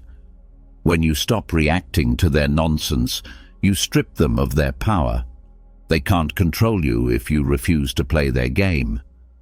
I know it's difficult, especially when they're pushing every button, but non-reaction is like building an emotional shield around yourself. The more you practice it, the less their words and actions will affect you. When someone tries to provoke you, pause, take a deep breath, and instead of reacting immediately, think to yourself, "I don't need to engage in this." Then say something neutral, like, "I hear what you're saying," or "I'll think about it," and walk away from the conversation. You don't owe them an emotional response, and you certainly don't owe them your peace of mind. Let's dive into one of the most effective techniques for dealing with toxic individuals who thrive on drama: the gray rock method. This strategy can truly change the game when you're dealing with someone who feeds on chaos and conflict. Toxic people crave your attention, your emotional energy, and most of all, your reactions. So, how do you deal with them? By becoming as boring and unremarkable as possible, like a grey rock. Picture this. Every time this person tries to stir up drama or provoke you, you respond with the most dull, neutral response imaginable. They're expecting you to react emotionally, whether it's by exploding, crying, or getting into a heated argument, but instead you stay calm, indifferent, and completely uninterested in the turmoil they're trying to create. By doing this, you deny them the emotional fuel they need to keep the drama going. Why does this work? Because toxic people feed off your emotional responses. When you react emotionally, you give them the energy they crave. But when you become a grey rock, emotionless, detached, and unaffected by their antics, they lose interest. They thrive on drama, and without it, they are left with nothing. Over time, they may adjust their behavior because they're not getting the reactions they expect, or they may simply move on to someone else who will feed their need for chaos. Keep in mind, this isn't about being passive or letting them walk all over you. It's about protecting your peace. By refusing to engage in their game, you take back control, refusing to give them access to your emotions. That's the ultimate form of control. Try this next time someone tries to drag you into their toxic drama, and you'll be amazed at how quickly the dynamic shifts when you remain unreactive. Another powerful technique for dealing with toxic people is the broken record technique. Toxic individuals can be relentless. They don't take no for an answer and will keep pushing until you eventually give in. Does this sound familiar? Perhaps it's a friend who always expects you to drop everything to help them, or a partner who keeps asking for something you've already refused. These people can be like bulldozers, relentlessly pushing you until you cave in. This is where the broken record technique comes into play, and trust me, it's one of the most powerful tools you can use in these situations. Here's how it works. Instead of getting sucked into an argument or justifying your stance, you simply repeat your position over and over again, like a broken record. Imagine this scenario. Someone asks you to do something unreasonable, and instead of explaining, justifying, or debating, you calmly say, "I'm not comfortable with that." They'll push back, but you remain firm, repeating, "I'm not comfortable with that." No emotion, no defensiveness, just calm, steady repetition. Eventually, they'll realize they can't break through your wall, and they will either give up or reveal their true colors. This technique works especially well in close relationships where toxic individuals feel entitled to your time, energy, or resources. The beauty of the broken record technique is that it doesn't escalate the situation, but it firmly reinforces your boundaries. Toxic people thrive on wearing you down, but when you stand your ground with unwavering consistency, they lose their grip. Remember, your boundaries are non-negotiable, and you don't owe anyone an explanation for protecting your peace. One of the hardest truths you may need to accept when dealing with toxic people is that sometimes the best way to protect yourself is to limit your exposure to them. Some people are just bad for you, no matter how much you love them or how long you've known them. They bring nothing but negativity into your life, and the more time you spend with them, the more drained and unhappy you become. Toxic people can be emotional parasites. They feed off your energy, your kindness, and your attention. But here's an important truth to remember. You don't owe them anything, not your time, not your emotional energy, and definitely not your mental health.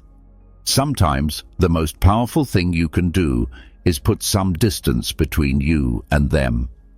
I understand that cutting ties or distancing yourself can be tough, especially when the person is a family member, a longtime friend, or someone you deeply care about.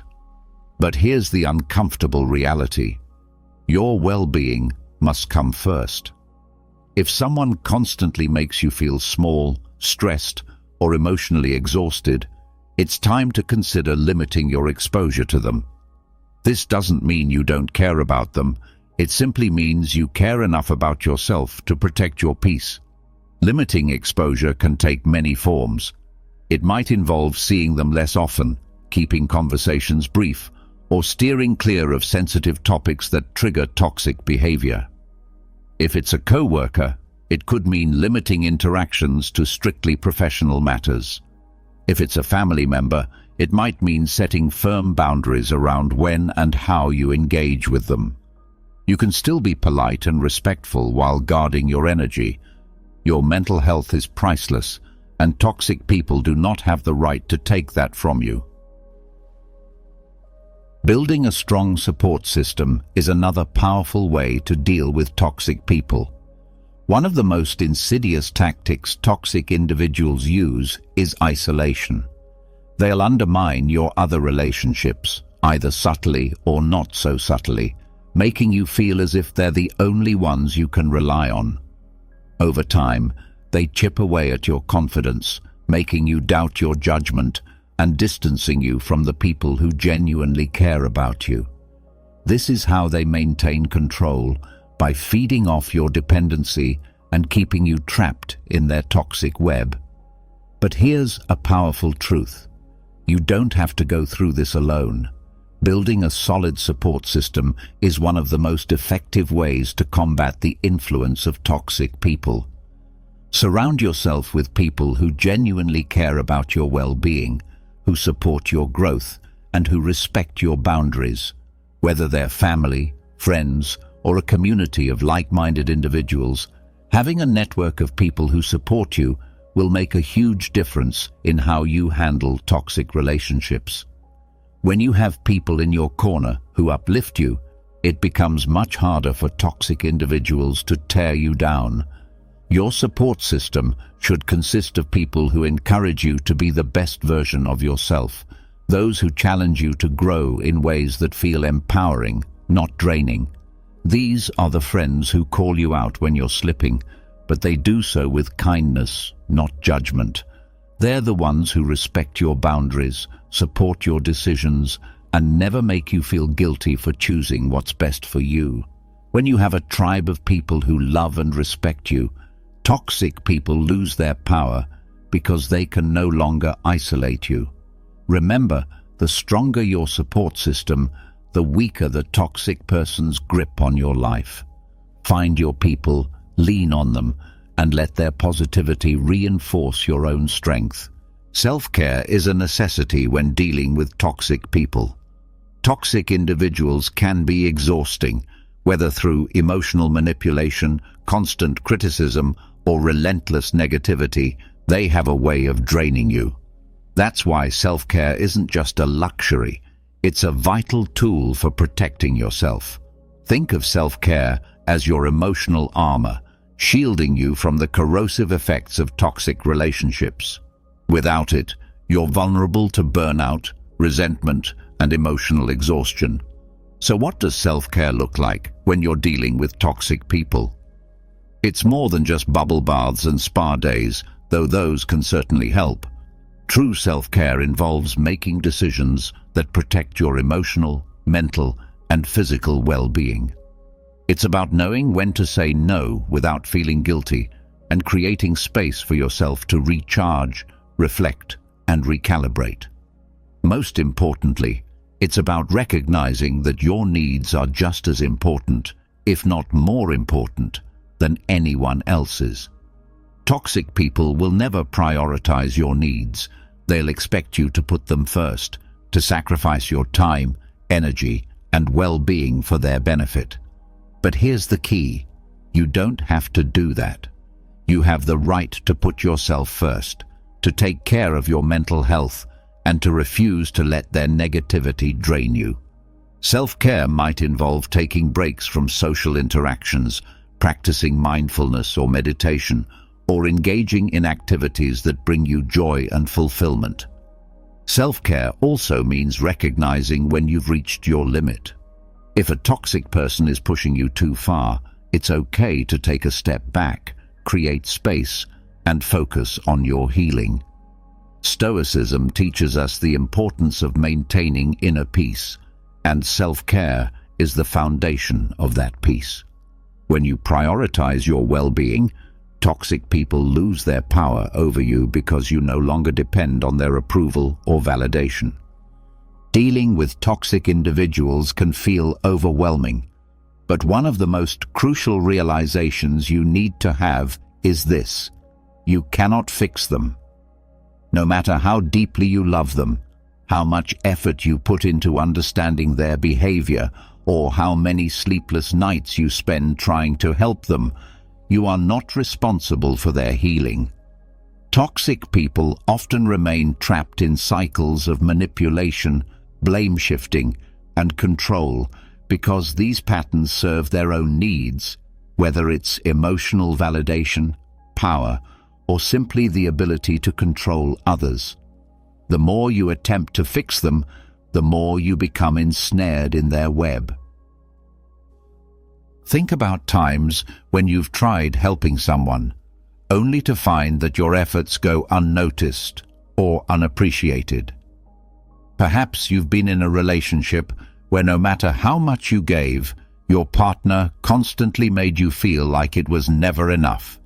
This is how toxic people draw you into a cycle of guilt and obligation. You become fixated on trying to fix them, but they remain unchanged because deep down, they don't want to change.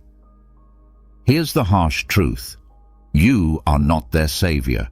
You cannot save someone who does not want to be saved.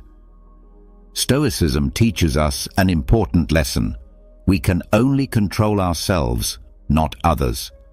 When you stop trying to fix someone else and focus on improving your own boundaries and reactions, you unlock true freedom. You begin to reclaim the energy you've been wasting on someone who never appreciated it in the first place. The moment you realize that fixing toxic people is not your responsibility is the moment you break free from their manipulation.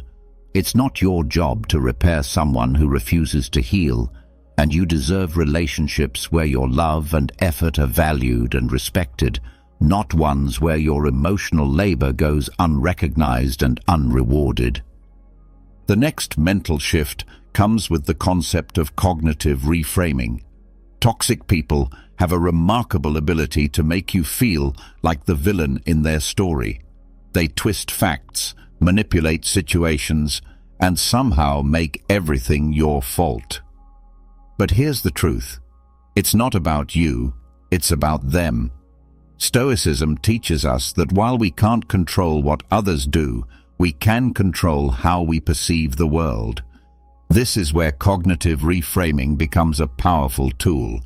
For example, if you find yourself in an argument with someone who constantly criticizes you, instead of internalizing their words and allowing them to affect your self-worth, try reframing the situation. Their criticism is not a reflection of who you are, but of their own insecurities. By shifting your perspective, you disarm their ability to hurt you emotionally. You start to see their toxic behavior for what it truly is, a projection of their own fears and inadequacies. Think about how often toxic individuals gaslight you, making you question your own reality or sanity. Cognitive reframing gives you the power to step back and remind yourself that this isn't about you. It's their issue, not yours.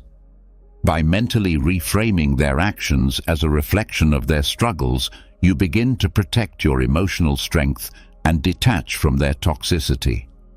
The next strategy is one that may sound counterintuitive at first. Practice forgiveness, but not for their sake. Do it for your own peace. Forgiveness isn't about excusing their behavior or pretending nothing happened. It's about freeing yourself from the emotional weight that comes with holding on to anger, resentment, and hatred. The hard truth is that when you hold on to these negative emotions, you're only hurting yourself. Think about it. While you're still stewing over how someone wronged you, they've likely moved on with their life, while you remain stuck, replaying painful memories over and over again. That anger you hold on to? It's not punishing them, it's only punishing you. This is where Stoicism offers a powerful perspective. Marcus Aurelius taught us that we should forgive not for the sake of others, but for our own peace of mind. Forgiving doesn't mean forgetting or excusing. It means releasing the emotional grip they have on you. When you forgive, you stop letting their actions define your mood, happiness, or life. Forgiveness becomes a way to reclaim your power. Start small in your journey toward forgiveness. Instead of immediately trying to forgive someone for a major betrayal, begin by letting go of smaller grievances. the rude comments, the dismissive attitude. You'll be surprised at how much lighter you feel as you practice this. Over time, this will build your emotional resilience and prepare you for bigger challenges. And remember, this is about you, not them. Forgiveness is a powerful act of self-care. By letting go of resentment, you make space for peace, growth, and joy. You evict toxic people from your mental space and free yourself from their influence. Finally, there comes a time when you must walk away. It doesn't matter how long you've known someone or how much history you share with them. When someone consistently disrespects your boundaries, manipulates your emotions, or drains your energy, you need to walk away. Walking away isn't a sign of weakness. It's the ultimate display of self-respect and strength. Toxic people will try to convince you that you're the problem. They'll make you feel guilty for leaving or claim that you didn't fight hard enough to save the relationship. But don't fall for their manipulation. The truth is that you've already given enough of yourself. You've invested enough energy trying to save a relationship that continues to drain you. Now, it's time to prioritize yourself. Imagine being in a toxic romantic relationship where your partner constantly undermines you, insults you, or makes you feel like you're walking on eggshells. No matter how much you love them or how hard you try, nothing will change. The healthiest choice is to walk away. It's not easy. There will be guilt, sadness, and fear of the unknown, but your mental and emotional health are far too important to sacrifice.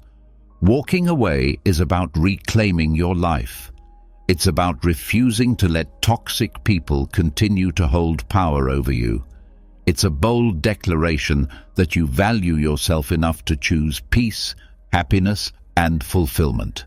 This is your life, and you deserve better than to stay tethered to someone who constantly drags you down.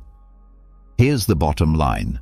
You cannot heal in an environment that makes you sick. If a relationship, whether it's with a partner, friend, or family member, is toxic, it's time to walk away. Not every relationship can be salvaged, and that's okay. Walking away is not giving up. It's choosing to live on your own terms. It's about creating space for healthier, more loving relationships to enter your life. You are not obligated to tolerate toxicity, no matter where it comes from. Walking away is not just an act of self-preservation, it's an act of courage. You're choosing to put your well-being ahead of someone else's dysfunction. This is the greatest gift you can give yourself. In conclusion, dealing with toxic people is undoubtedly one of the most challenging experiences, but it can also be one of the most empowering. By applying these Stoic-inspired strategies, identifying toxic behavior, setting boundaries, mastering non-reaction, practicing forgiveness, and ultimately walking away, you can regain control of your emotional and mental health. Remember, you are not responsible for fixing toxic people, and you don't owe them your peace or your energy. You are responsible for yourself, and that is your greatest power. These principles will not only protect you from toxic people, but also help you grow into the best, strongest version of yourself. You deserve relationships that nurture you, not ones that drain you. With these strategies, peace is something you can achieve, no matter how toxic the people around you may be. If this video resonated with you and you found these insights valuable, I encourage you to subscribe to the channel for more content like this. I am dedicated to helping people break free from toxic relationships and live healthier, happier lives. And if you're in a position to support the channel further, consider joining our channel memberships. Every membership helps us continue to create content that empowers people like you to take control of their lives and find peace in a world full of chaos. When we think about the noise that fills our minds, it's those endless inner dialogues that immediately come to the forefront. The worries, the fears, the endless what-ifs, they occupy every mental corner until, without even realizing it, we become entangled in a cycle that holds us captive. This cycle often paralyzes us, especially in today's world, where distractions are constant and life's demands feel overwhelming. Calming the mind has become an enormous challenge. And this is exactly where Stoicism steps in, not just as a tool for enduring hardship, but as a reliable guide through the storm of mental chaos. Stoicism, at its heart, is about more than simply enduring adversity. It's about navigating life with a sense of serenity and a clear, composed mind. Picture your mind as a vast ocean. At times, it is serene and still. At other times, it's as though the waves of chaos and confusion are crashing all around, threatening to consume you. How do you stay afloat in such turbulent waters? How do you find that deep sense of calm you yearn for when everything outside seems to pull you into the storm? This is where 8 straightforward Stoic strategies come in. Tools not rooted in quick fixes or magical thinking, but in principles that ancient wise men lived by daily. These same principles can be applied in our lives today, even though our world looks drastically different. Let's begin with accepting reality as it is, without resistance. One of the most profound teachings of Stoicism is the radical acceptance of reality just as it presents itself. Life doesn't always go according to plan, and in those moments our minds tend to overflow with frustration, anger, or sadness. But instead of fighting what cannot be changed, the Stoic path encourages us to accept things exactly as they are. Seneca put it perfectly when he said that fate leads those who accept it and drags those who resist. It's this inner resistance to what happens that creates immense psychological distress. Think about how many times you found yourself stressed over something that had already occurred, or felt upset about a situation not unfolding as you had hoped. We resist reality because we want it to be different, and that desire alone generates constant inner tension. It's like rowing against the current, using up all your energy fighting what already is. Accepting reality doesn't mean giving up or resigning to the idea that things can never improve. Rather, it means understanding that there are moments in life that lie beyond our control. Stoic acceptance is about releasing the inner resistance that drains us, and once we do that, the mind begins to relax. It's like ceasing to wrestle with reality and instead learning to move with it. Many times, we hesitate to accept unpleasant situations because we fear that acceptance means we're okay with them, or that we're allowing them to affect us without protest. But in truth, acceptance is about creating mental space. When you accept what's happening, you remove its power to dominate your emotions. From that calm space, you gain clarity and can make better decisions. Here's a simple example. Imagine you're stuck in traffic and realize you're going to be late for a very important meeting. You have 2 choices. You can mentally resist the situation, curse the traffic, feel overwhelmed and angry, which changes absolutely nothing. Or you can accept where you are, recognize there's nothing you can do to change it in that moment, and shift into a calmer state. The first reaction fills your mind with unnecessary noise. The second gives you the mental peace to handle the situation as effectively as possible. Acceptance is like a muscle. The more you use it, the stronger it gets. Each time you encounter something beyond your control, remember Seneca's wisdom. Ask yourself, Am I letting this situation drag me down, or am I allowing it to guide me? By accepting what cannot be changed, you reduce mental friction, and that inner tension begins to dissolve. Marcus Aurelius understood this principle well when he wrote, "The universe is change. Our life is what our thoughts make it." If we constantly resist change, we set ourselves up for continual frustration. But if we embrace change as a part of life, we unlock a surprising sense of peace. Life isn't defined solely by what happens around us, but by how we choose to interpret and respond to those events. Accepting what is, without resistance, is one of the most powerful ways to bring calm to the mind. It frees you from the torment of wishing things were different, allowing you to redirect your focus toward what truly matters, your mindset and your response. Next comes practicing full presence, mindfulness in the now. This is where Stoicism reveals its true transformative power. Marcus Aurelius, one of Stoicism's most well-known philosopher-emperors, wrote in his Meditations that people waste away when they allow their minds to drift through the past or the future. The present, he reminds us, is the only moment we truly possess. And although this idea sounds simple, it can profoundly change how we experience life. Why? Because the mind has a habit of traveling back and forth, reliving the past or worrying about the future. We replay moments, wondering why we said certain things or wishing we had acted differently. We worry about outcomes that haven't even happened, wondering, what if I fail? Or what if things go wrong? This constant mental tug-of-war exhausts us. It generates anxiety. It robs us of inner peace.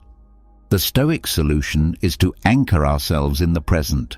The present is all that truly exists. It is the only moment over which we have any real influence. Everything else, our memories, our anticipations, is just mental projection. The more time we spend mentally elsewhere, the further we drift from clarity and peace. Practicing mindfulness, what we now commonly call being present, means returning your attention again and again to what is happening right now.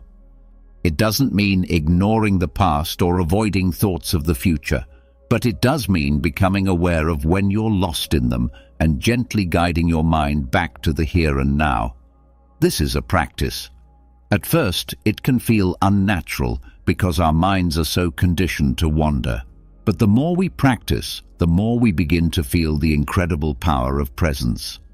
Think about those moments when you're completely immersed in something, whether it's a captivating book, an engaging conversation, or even a simple meal enjoyed without distractions. During those times, your mind is calm. There are no worries, no regrets, no fears, just pure awareness. That's the core of this strategy. A practical way to start is by paying close attention to your breath. When your thoughts begin spiraling into the past or future, pause. Take a few deep breaths. Focus on the sensation of air moving in and out of your body. This simple act can ground you in the moment. Marcus Aurelius also advised us to focus on what's in front of us, to give our full attention to the task at hand. When you train your mind to return to the present, something extraordinary happens. The mental noise begins to fade. The thoughts may still be there, but they no longer control you with the same force. In the present moment, there is no room for regrets or anxiety, only awareness of what you're doing right now. And that awareness brings a sense of calm and clarity that's hard to find anywhere else. The practice of mindfulness is what breaks the endless mental loops that fill your mind with unnecessary chatter. By returning again and again to the present, you discover that this moment, just as it is enough. And in that realization, peace begins to grow. Now let's explore emotional detachment. This is one of those powerful Stoic tools that, once truly understood, can completely reshape how you perceive life. But we must be clear, emotional detachment in the Stoic sense doesn't mean becoming cold or distant. On the contrary, it's about loving deeply and committing fully, but doing so without letting your happiness or inner peace depend on outcomes that lie beyond your control. Seneca expressed this well when he said, "Love, but love as one who knows it won't last forever."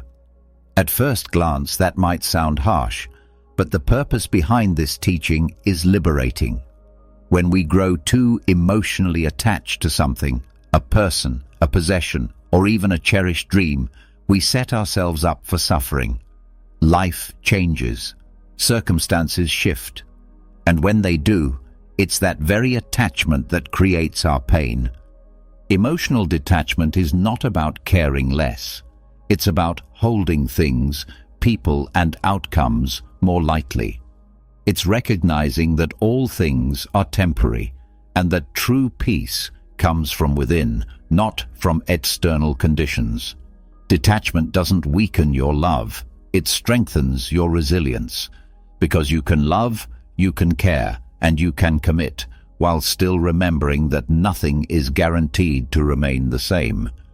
The moment we release the need to control or cling, we begin to free ourselves from the emotional chaos that drains us. This is the Stoic way of loving fully while standing firm within yourself, being engaged with life, yet not enslaved by its inevitable changes. Practicing emotional detachment doesn't mean withdrawing from life. It actually means engaging with life more deeply. It's about cherishing what you have and valuing your relationships without becoming so attached that your happiness feels dependent on them. Think about how often you've experienced anxiety or emotional distress simply because you feared losing something, a job, a relationship, a dream opportunity. That sense of emotional dependency generates fear, and when life doesn't unfold the way we hoped, suffering becomes inevitable. But detachment isn't about cold indifference. It's about liberating yourself from the grip that external outcomes have over your inner peace. The Stoics believed that it's entirely possible to love and appreciate something deeply while simultaneously recognizing its impermanence. When you cultivate this kind of emotional detachment, your mind begins to quiet down. You're no longer tormented by the fear of losing what you hold dear. You begin to live in the present, grateful but grounded, fully aware that nothing is guaranteed to last forever. Consider a common, everyday example: attachment to material possessions. Imagine owning a car you absolutely love. It's perfectly fine to care for it and enjoy it. But if you become overly emotionally attached, something as small as a scratch or mechanical issue can throw off your entire day or even your week. Practicing detachment would mean saying, "I value this car, but I understand that it is just a possession. If I lose it tomorrow, I'll still be okay." This mindset doesn't just ease your anxiety, it shifts your entire perspective, allowing you to relate to your belongings in a healthier, more balanced way. Epictetus offered powerful wisdom on this subject when he said, "Never say of anything, 'I have lost it,' but 'I have returned it.'" The idea is simple yet transformative. Nothing truly belongs to us forever. Everything is part of the natural cycle of life. Rather than seeing a loss as something being taken from you, see it as something returning to where it came from.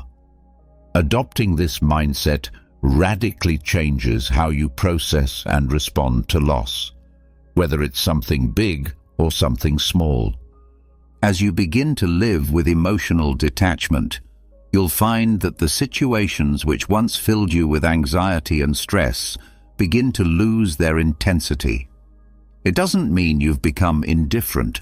It means you no longer give those situations the power to dictate your peace of mind. You begin to understand that true happiness and lasting calm come from within, not from what you possess or who surrounds you. Detachment opens the door to incredible mental freedom. When you're no longer emotionally tethered to outcomes, you can fully enjoy the moment, free from the constant dread of loss. And it is within that space of freedom that real peace is found. Reflecting on your day, every single day, is another practice the Stoics deeply valued. Marcus Aurelius, in his Meditations, would write down his thoughts, reflect on his actions, and analyze how he dealt with the challenges of his day. This wasn't just a ritual, it was a tool for growth and clarity. He encouraged himself and us to take an honest inventory at the end of the day. What did I do well? What could I have done better? What lessons can I carry into tomorrow? This habit of daily reflection is one of the most effective ways to soothe the mind and steer it toward constant improvement. Why? Because our minds are often overwhelmed, not only by the chaos of the world around us, but also by our own lack of self-awareness.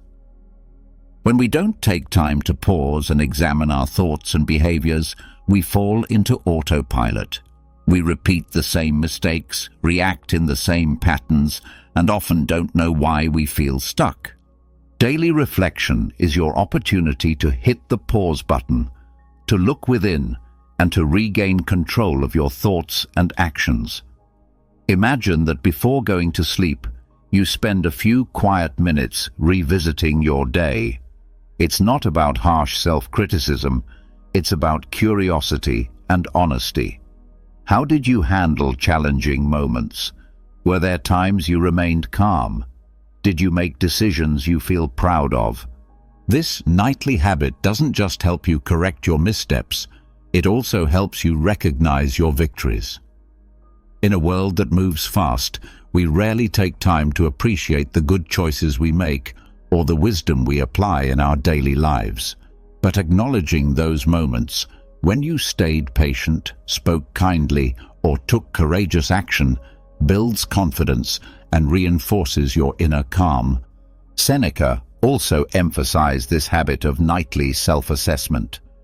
He advised us to judge ourselves at the end of the day. Write it all down, examine your words and thoughts, because each day is like a miniature lifetime. When you do this, you gain a deeper understanding of yourself and can make intentional adjustments when things don't go as planned. This practice doesn't only illuminate your flaws, it also magnifies your small but meaningful achievements. These moments become anchors for your peace of mind, building resilience and a steady, balanced inner life. The idea is simple. Every night, take a few minutes to think about your day. You might even want to keep a journal, just like Marcus Aurelius did. Journaling helps you organize your thoughts and provides a space to let go of lingering worries before bedtime. It's a method for clearing your mental clutter, promoting restful sleep, and beginning the next day with clarity and calm. A useful practice is to ask yourself 3 questions each night. What did I do well today? What could I have done better? And how can I improve tomorrow? These reflections train you to live more mindfully and to close each day with purpose. Over time, this habit becomes a powerful cycle of self-awareness and continuous personal growth. When practiced consistently, daily reflection helps you correct mistakes, reinforce wise decisions, and keep your focus on what truly matters. It gives you a sense of control over your emotions and your life, which naturally reduces stress and anxiety. If you're finding value in this message, consider liking and subscribing to the channel for more insights on calming your mind with the wisdom of Stoicism. Your support means a lot. Another vital Stoic lesson is to control your thoughts. Don't let them control you. The Stoics deeply understood that the root of a disturbed and anxious mind isn't the events themselves, but how we interpret those events. Epictetus put it perfectly. It's not what happens to you, but how you interpret it. This phrase captures the profound truth that while we can't always control our external circumstances, we can absolutely control how we respond to them, and that response begins with our thoughts. Your mind is like a garden. If left untended, weeds, negative thoughts, worries and fears can quickly overrun it. It's incredibly easy to let negative thoughts spiral out of control. One small setback or mistake can turn into a flood of self-critical or catastrophic thinking. Everything's going wrong. I'll never fix this. I'm a failure. These thoughts generate chaos and unnecessary mental noise. The Stoic approach teaches us to observe our thoughts from a distance, as if we were an outside observer. You don't need to believe everything your mind tells you. Epictetus also reminded us that men are not disturbed by things, but by the opinion they have of them. This insight urges us to pause and question the automatic thoughts that cause us distress. Is this situation really as bad as I'm making it out to be?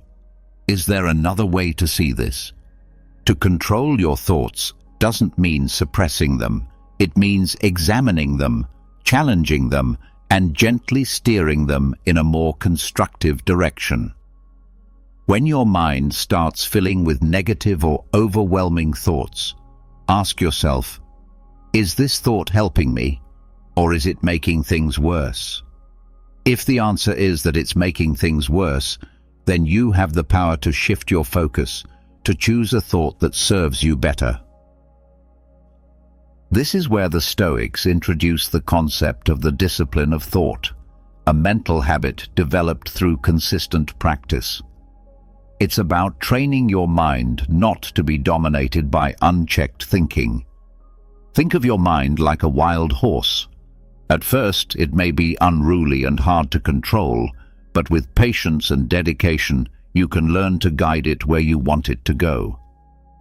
One practical technique is the Stoic art of reframing. When you catch yourself falling into a negative or stressful thought pattern, take a step back.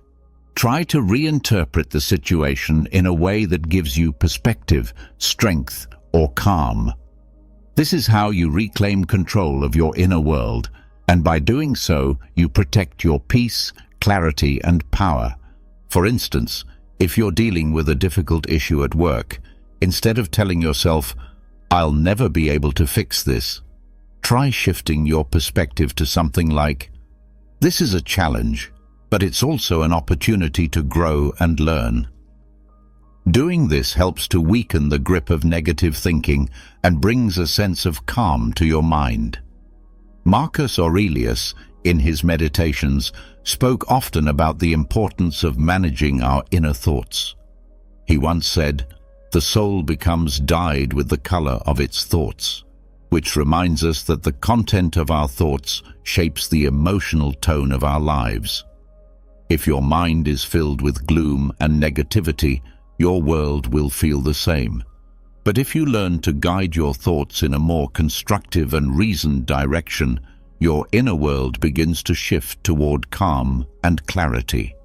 Gaining control over your thoughts not only quiets the mental noise, but also deepens your self-awareness. You begin to understand that your reactions are within your control, and that realization is deeply liberating. You may not be able to change the events around you, but you can always change the story you tell yourself about them. Make it a point to take purposeful pauses throughout your day. One of the most effective ways to calm your mind is by intentionally learning to stop and breathe. In our modern world, we're constantly bombarded with stimuli, notifications, messages, emails, social media, and endless tasks. Without even realizing it, we get swept up in this relentless pace, where the idea of taking a break feels almost like a waste of time or a luxury we can't afford. But the Stoics offer a different perspective. To them, pausing isn't optional. It's essential for keeping the mind focused and grounded. Marcus Aurelius emphasized this idea, saying that people often seek peace in faraway retreats by the sea or in the mountains, but the most important place to retreat to is within yourself. His words invite us to make room for introspection amid the daily hustle and noise. You don't have to wait for a vacation or a weekend away to find peace. You can cultivate it right now, simply by giving yourself permission to stop. These pauses matter because when we keep pushing forward without rest, our minds become overloaded. We lose efficiency, our patience wears thin, and our thoughts grow more scattered. Short breaks, even just a few minutes long, allow your mind to decompress. It's like hitting a mental reset button, giving your brain the space it needs to recharge. You can apply a Stoic technique by practicing conscious pausing. Several times a day, take a few moments to stop what you're doing. Close your eyes, take a deep breath, and sit quietly. You don't need to do anything elaborate. Just be present with yourself. Even a brief pause like this can have a profound effect on your state of mind. It soothes the inner chatter and brings you back into the moment. Intentional pauses also increase your awareness. Rather than reacting automatically to what's happening around you, you gain the space to respond with greater thoughtfulness. Epictetus encouraged this habit, advising that in moments of difficulty, we should pause before we act. That brief moment of reflection helps you settle your emotions and choose your response more deliberately. For example, if you're overwhelmed at work, either from a heavy workload or a tense conversation, don't allow stress to take over. Pause, breathe deeply, and give yourself a moment to refocus. Rather than being swept up by emotion, you regain your center and respond with clarity. These breaks also give you a chance to reconnect with your inner self. We often lose sight of our own needs as we chase deadlines and meet others' expectations. Taking a break is a small but meaningful act of self-care. It lets you check in with how you're feeling and what your mind and body need. Though simple, this practice can have a huge impact on your emotional well-being. Another powerful way to calm the mind is by cultivating gratitude, especially for the small things. Gratitude is a remarkably effective yet often overlooked practice. The Stoics understood that being grateful isn't just about being polite. It's a mental discipline that can radically shift how you see your life.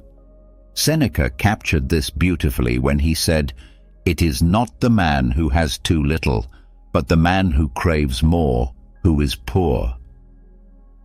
In other words, much of our unhappiness comes not from what we lack, but from our obsession with always wanting more.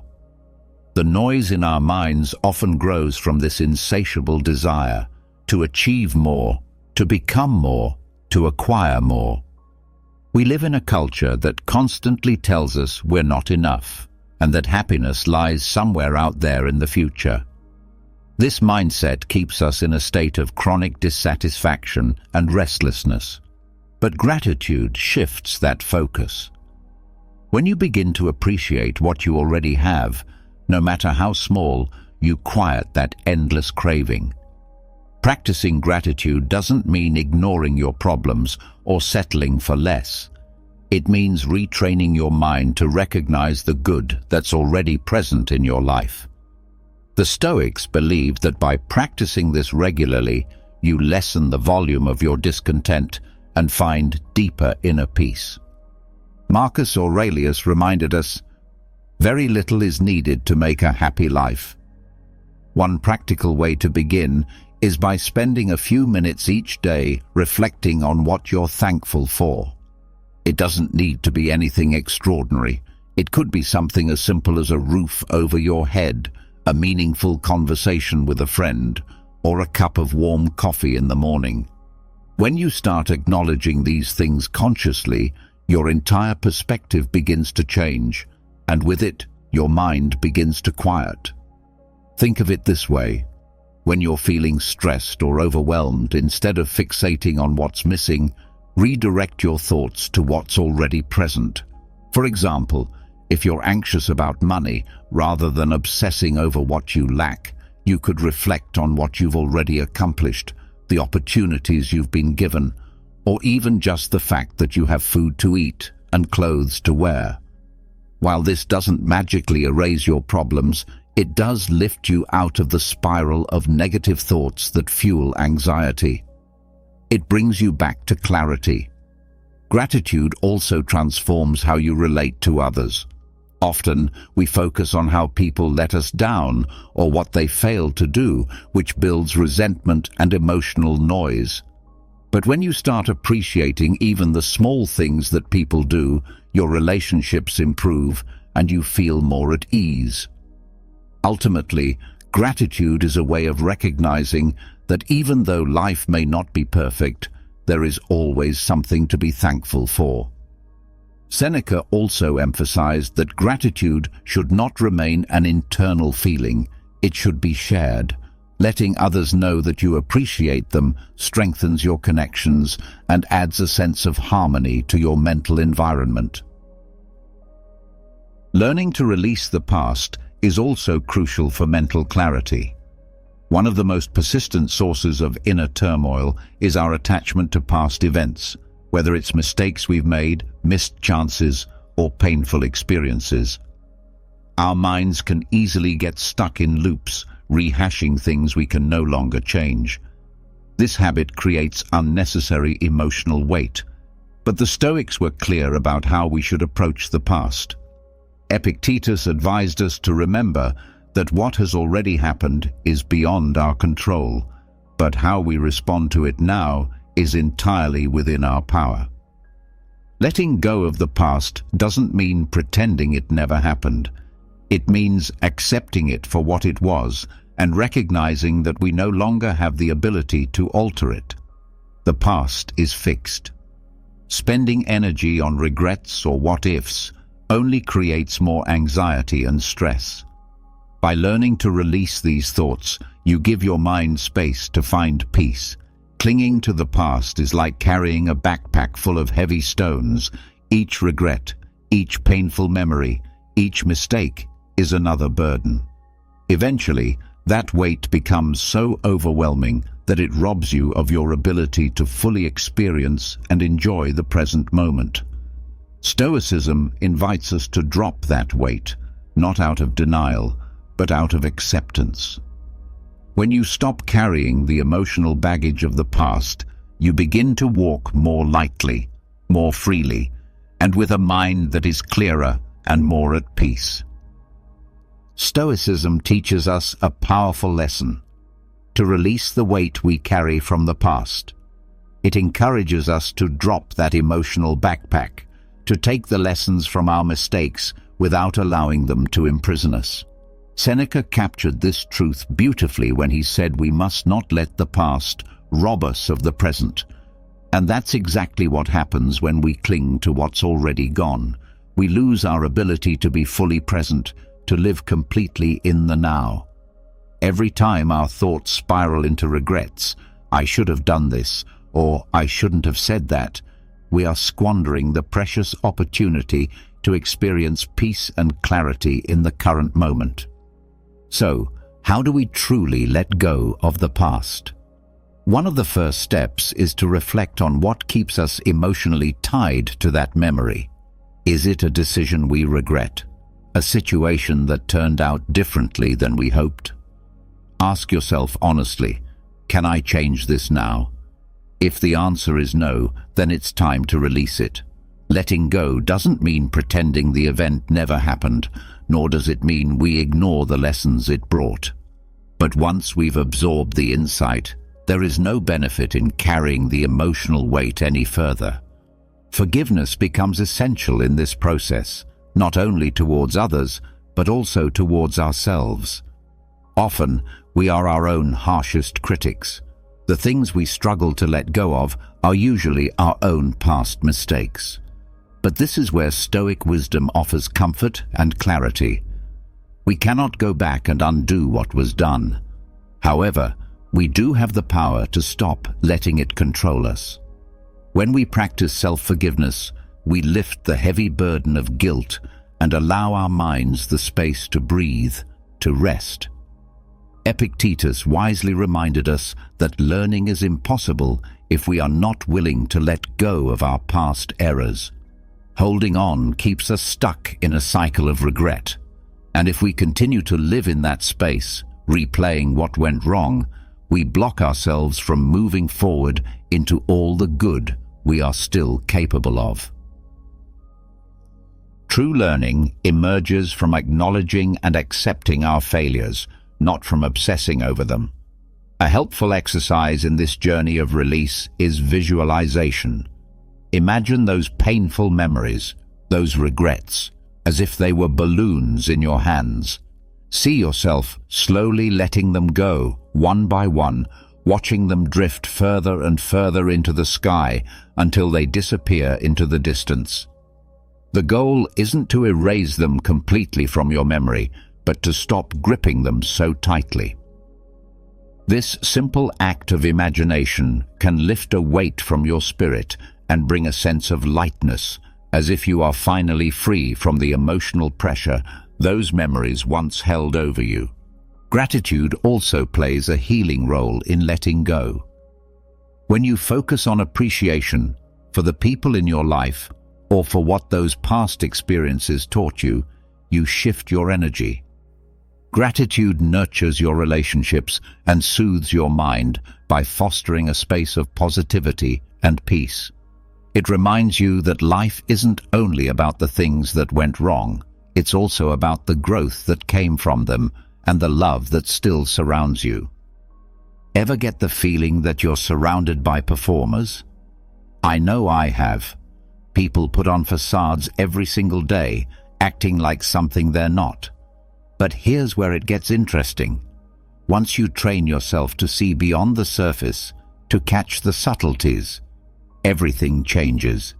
You start noticing the inconsistencies, the hesitation, the mismatched body language.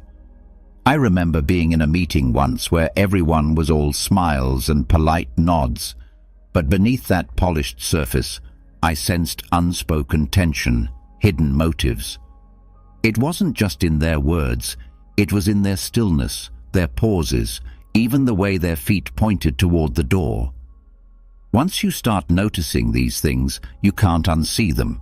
It's like having a new lens on the world. Want to learn how to see past the mask? Let's get into it.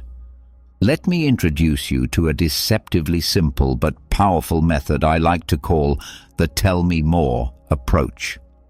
It's not flashy. It doesn't come with a cape or dramatic music, but it works like magic. The beauty of it is that most people don't even realize you're doing anything at all. All you do is stay calm, relaxed, and when someone is passionately explaining their side of things, no matter what it's about, you resist the urge to jump in, to argue, to correct them. Instead, you simply say, "Tell me more." I discovered this years ago during a heated debate with a friend over whether pineapple belonged on pizza. Yeah, that old classic. I had my arguments lined up, ready to go. But something told me to pause, so instead of clapping back, I just leaned in and said, "Tell me more." And what unfolded was completely unexpected. What began as a light-hearted food debate suddenly turned into a story about their childhood, about family dinners, and a deep-rooted dislike of pineapple tied to a bizarre childhood memory. It stopped being about pizza. It became a journey into their emotional world. Here's what I learned. When people feel genuinely heard, their defenses drop. They no longer feel like they're in a battle or on trial. Instead, they open up. They start revealing far more than they initially intended. You give them a sense of safety, a space where they don't feel judged or rushed. And in that space, people reveal their fears, their hopes, their insecurities, their dreams, sometimes without even realizing it.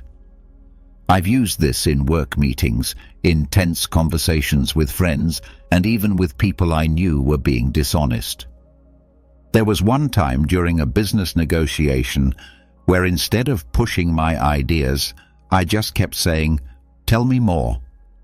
By the end of the conversation, the other side had inadvertently laid all their cards on the table. They shared their concerns, their urgency, even the weaknesses in their plan, all because I listened. I didn't have to force anything. They gave it away. But here's the bigger picture. It's not just a clever tactic. It's about connection. In a world where everyone is rushing to be heard, to be understood, the simple act of listening, truly listening, has become incredibly rare. When you say, "Tell me more," you're showing empathy without attachment, something Stoic philosophy holds dear. You're not trying to manipulate or win. You're just observing, understanding, being fully present. It's not just about gathering information. It's about seeing people for who they really are.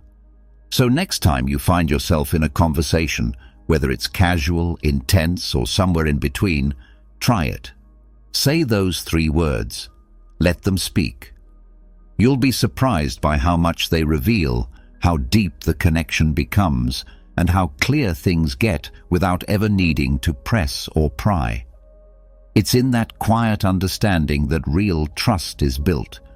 And in the process, you'll find that by seeing others more clearly, you begin to see yourself more clearly too. If you really want to understand someone's true nature, don't just look at how they treat you. Look at how they treat people they consider beneath them. This might sting a little because it uncovers a harsh reality about human behavior.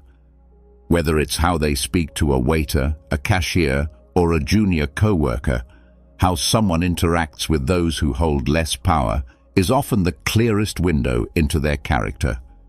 I had to learn this the hard way. There was someone I worked with who seemed like a great person. On the surface, they were charming, funny, always respectful in meetings.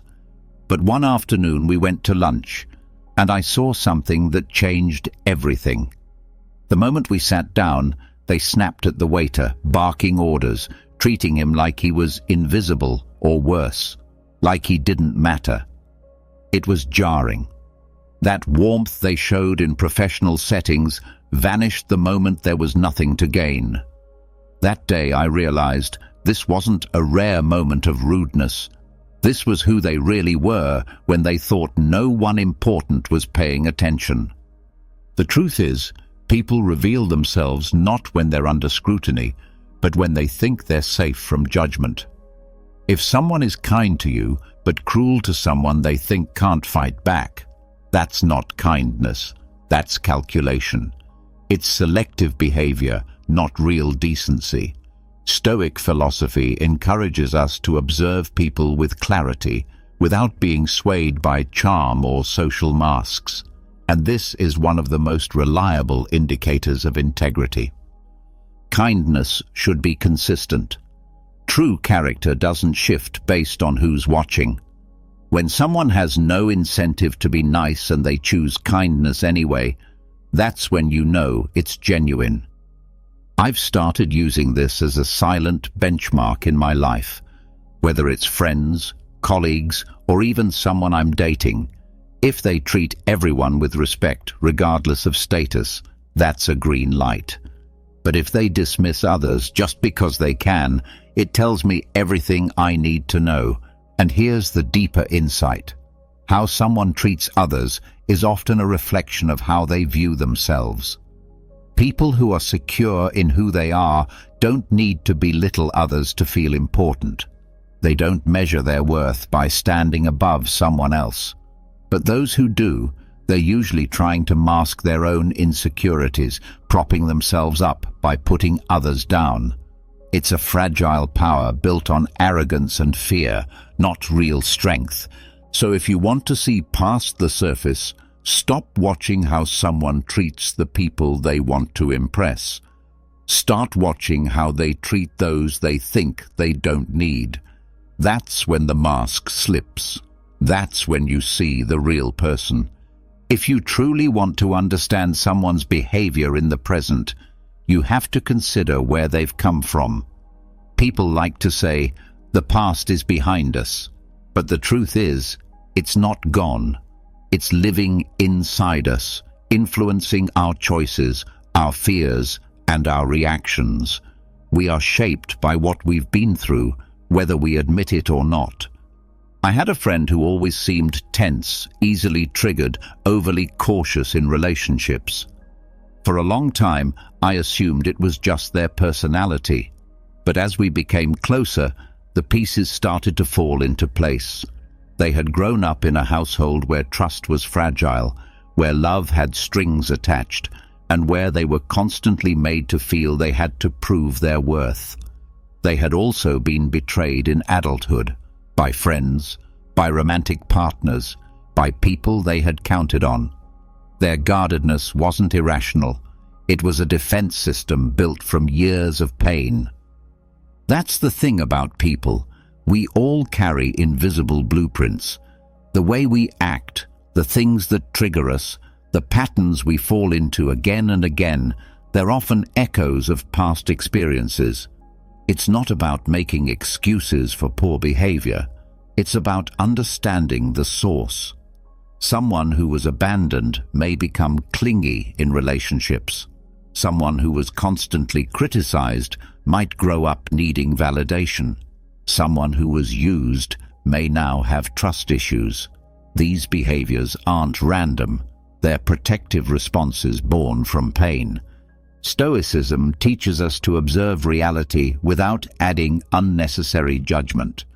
Part of truly seeing someone involves understanding the experiences that have shaped them. This becomes especially clear in romantic relationships.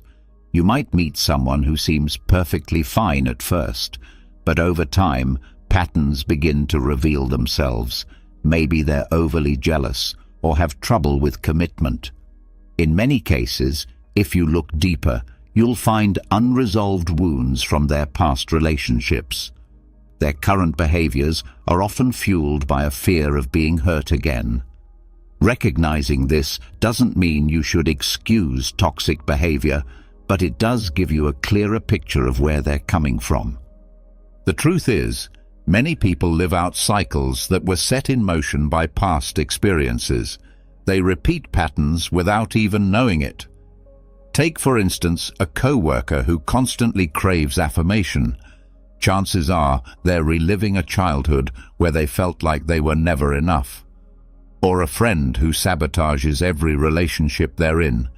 They're likely responding to a deep-seated fear of rejection rooted in past heartbreak. Their actions, habits, and choices often mirror unresolved parts of their earlier life. What's even more powerful is that by understanding someone's past, you not only learn how to better relate to them, but you might also help them recognize and break free from those patterns. If you can gently help them see the behaviors they're repeating, you could help them become more self-aware. That awareness can be the first step toward confronting what they've long avoided. Stoicism values self-examination and continuous improvement, and sometimes understanding where someone comes from allows you to support their growth. It's easy to judge someone based solely on their current actions, but often their past holds the reasons behind those behaviors. When you begin to see actions as responses to personal history, you can respond with empathy while still keeping healthy boundaries to protect yourself from being entangled in their unresolved struggles. In essence, the past is always influencing the present. To truly understand someone, you have to look beyond the current chapter of their life and consider the entire story.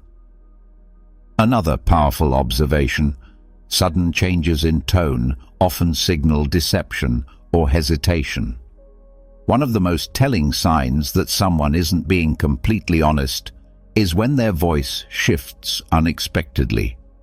People don't usually notice it themselves, but their tone often betrays what's really going on inside.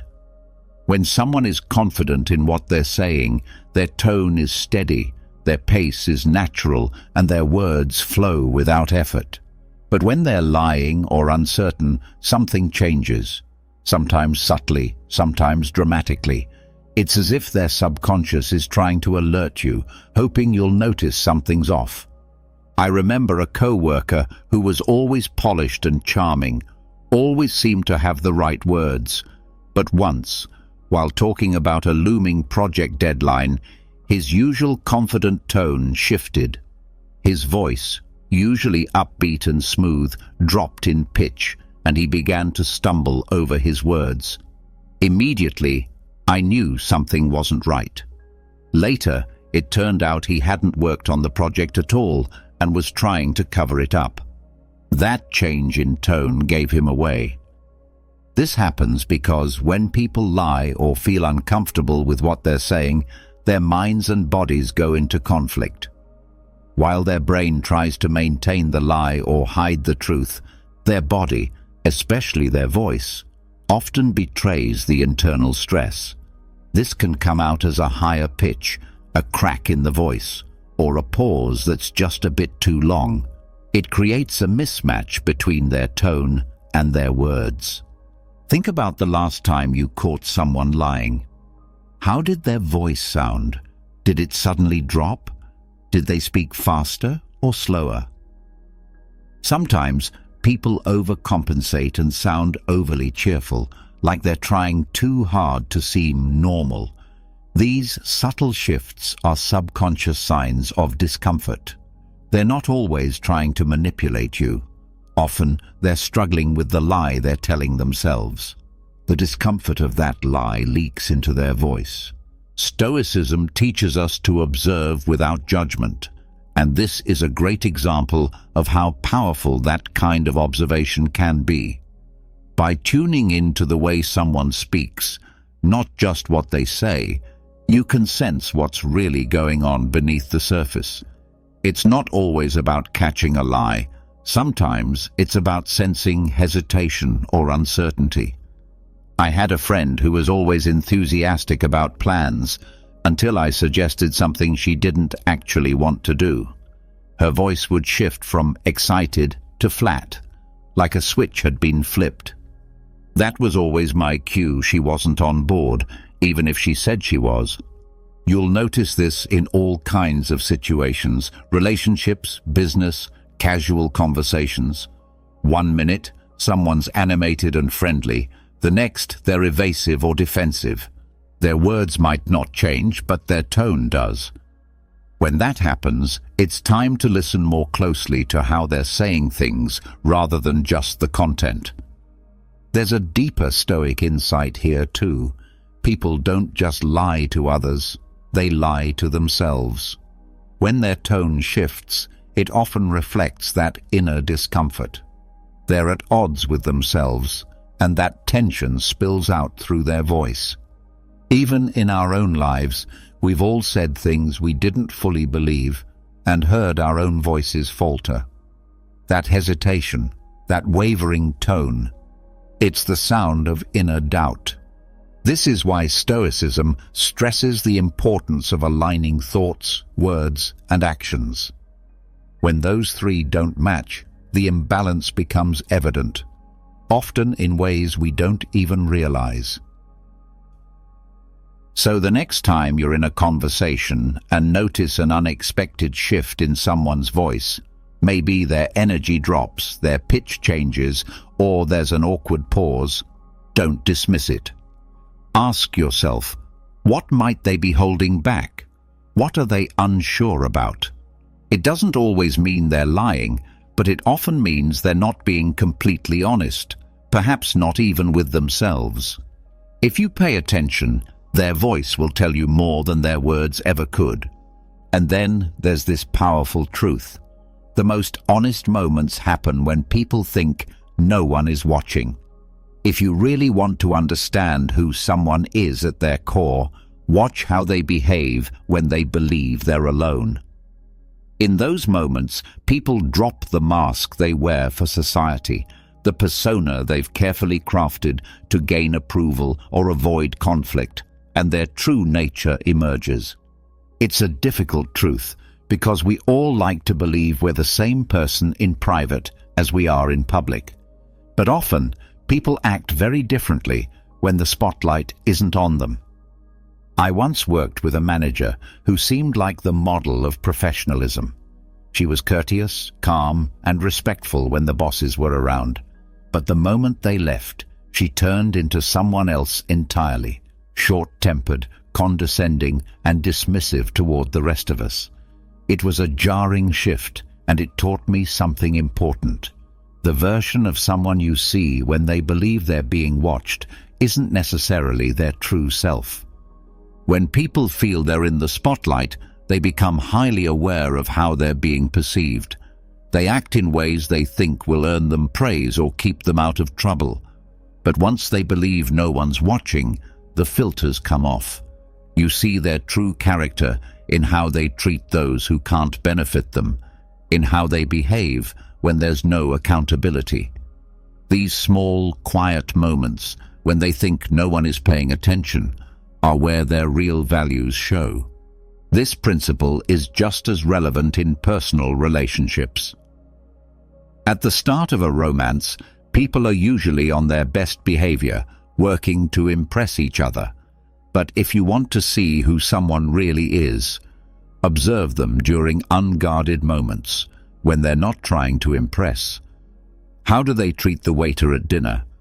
How do they act when they're frustrated or when they think you're not watching? Do they still show kindness, patience, and respect? Or does their mask slip and reveal something different? I've seen it happen at parties too.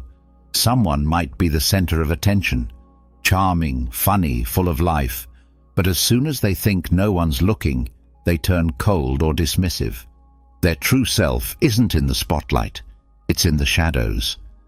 From a Stoic perspective, this makes perfect sense. Stoicism encourages us to observe life and people as they are, without judgment.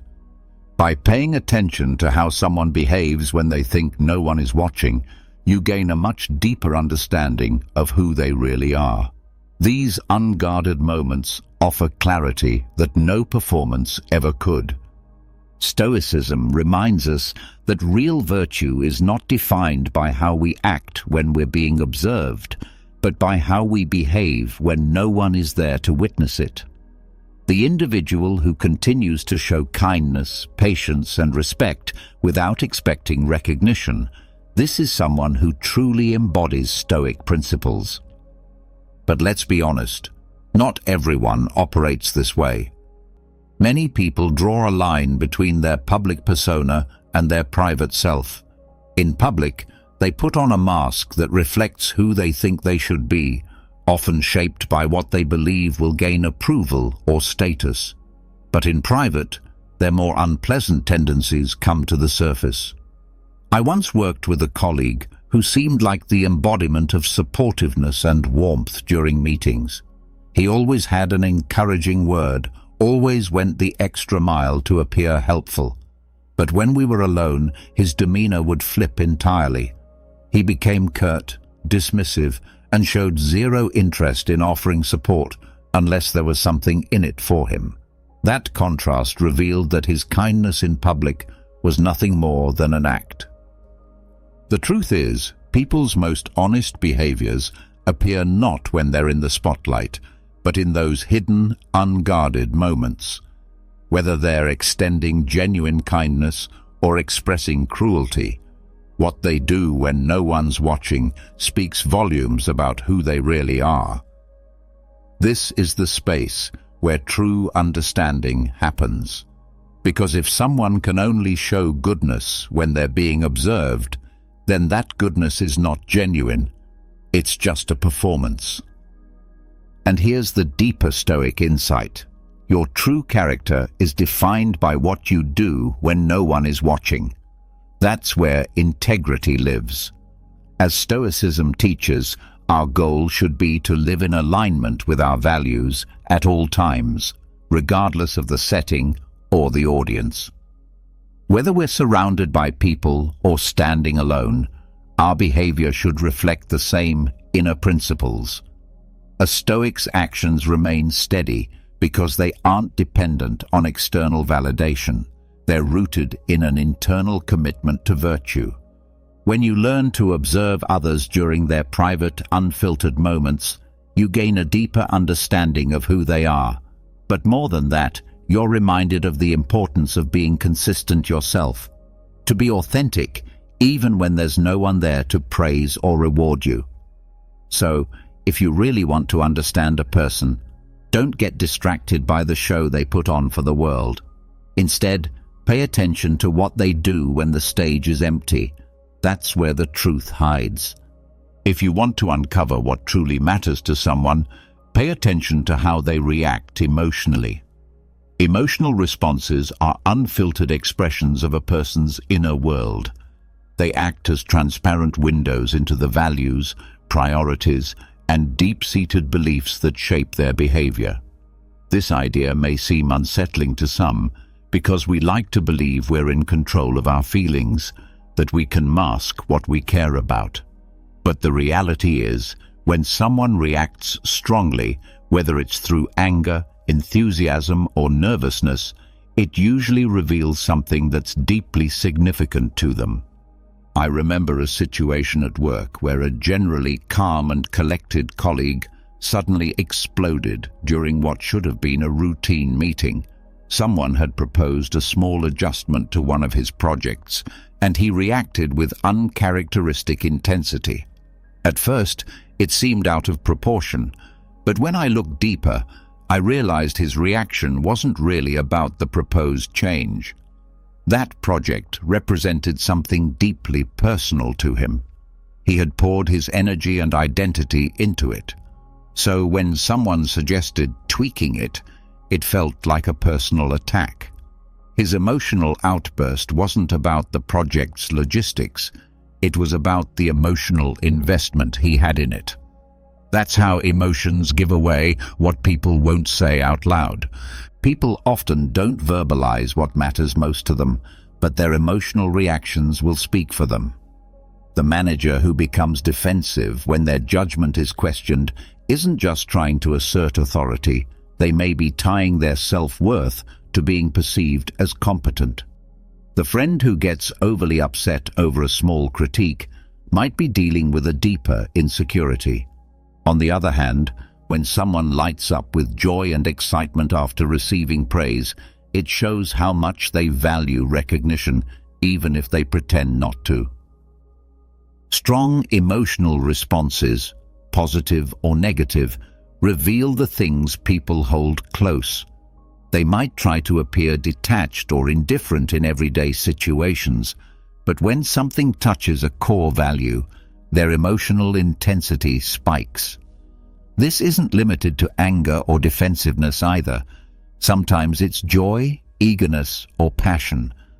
Like when someone talks about a hobby or side project with visible excitement, it tells you that it holds a special place in their heart, even if they downplay its significance in words. This principle becomes even more powerful in personal relationships. If your partner gets upset when plans are cancelled, it might not just be about the change. It could reflect how important quality time is to them. If they become animated when discussing a future getaway or a shared dream, it's a sign that shared experiences are one of their top priorities. Emotions are always tied to values. By observing how someone reacts emotionally, you gain a silent but powerful map to their inner world. You don't need them to explain it to you. Their reactions tell you everything. For example, if you point out someone's repeated lateness, and they immediately get flustered or angry, that response might be about more than just the observation. It could be that reliability or being seen as dependable is a core part of their identity. They're not just reacting to the comment, they're reacting to a perceived threat to who they believe themselves to be.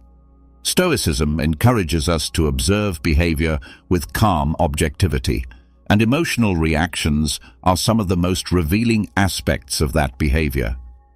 When emotions flare up, it's usually because something valuable is at stake.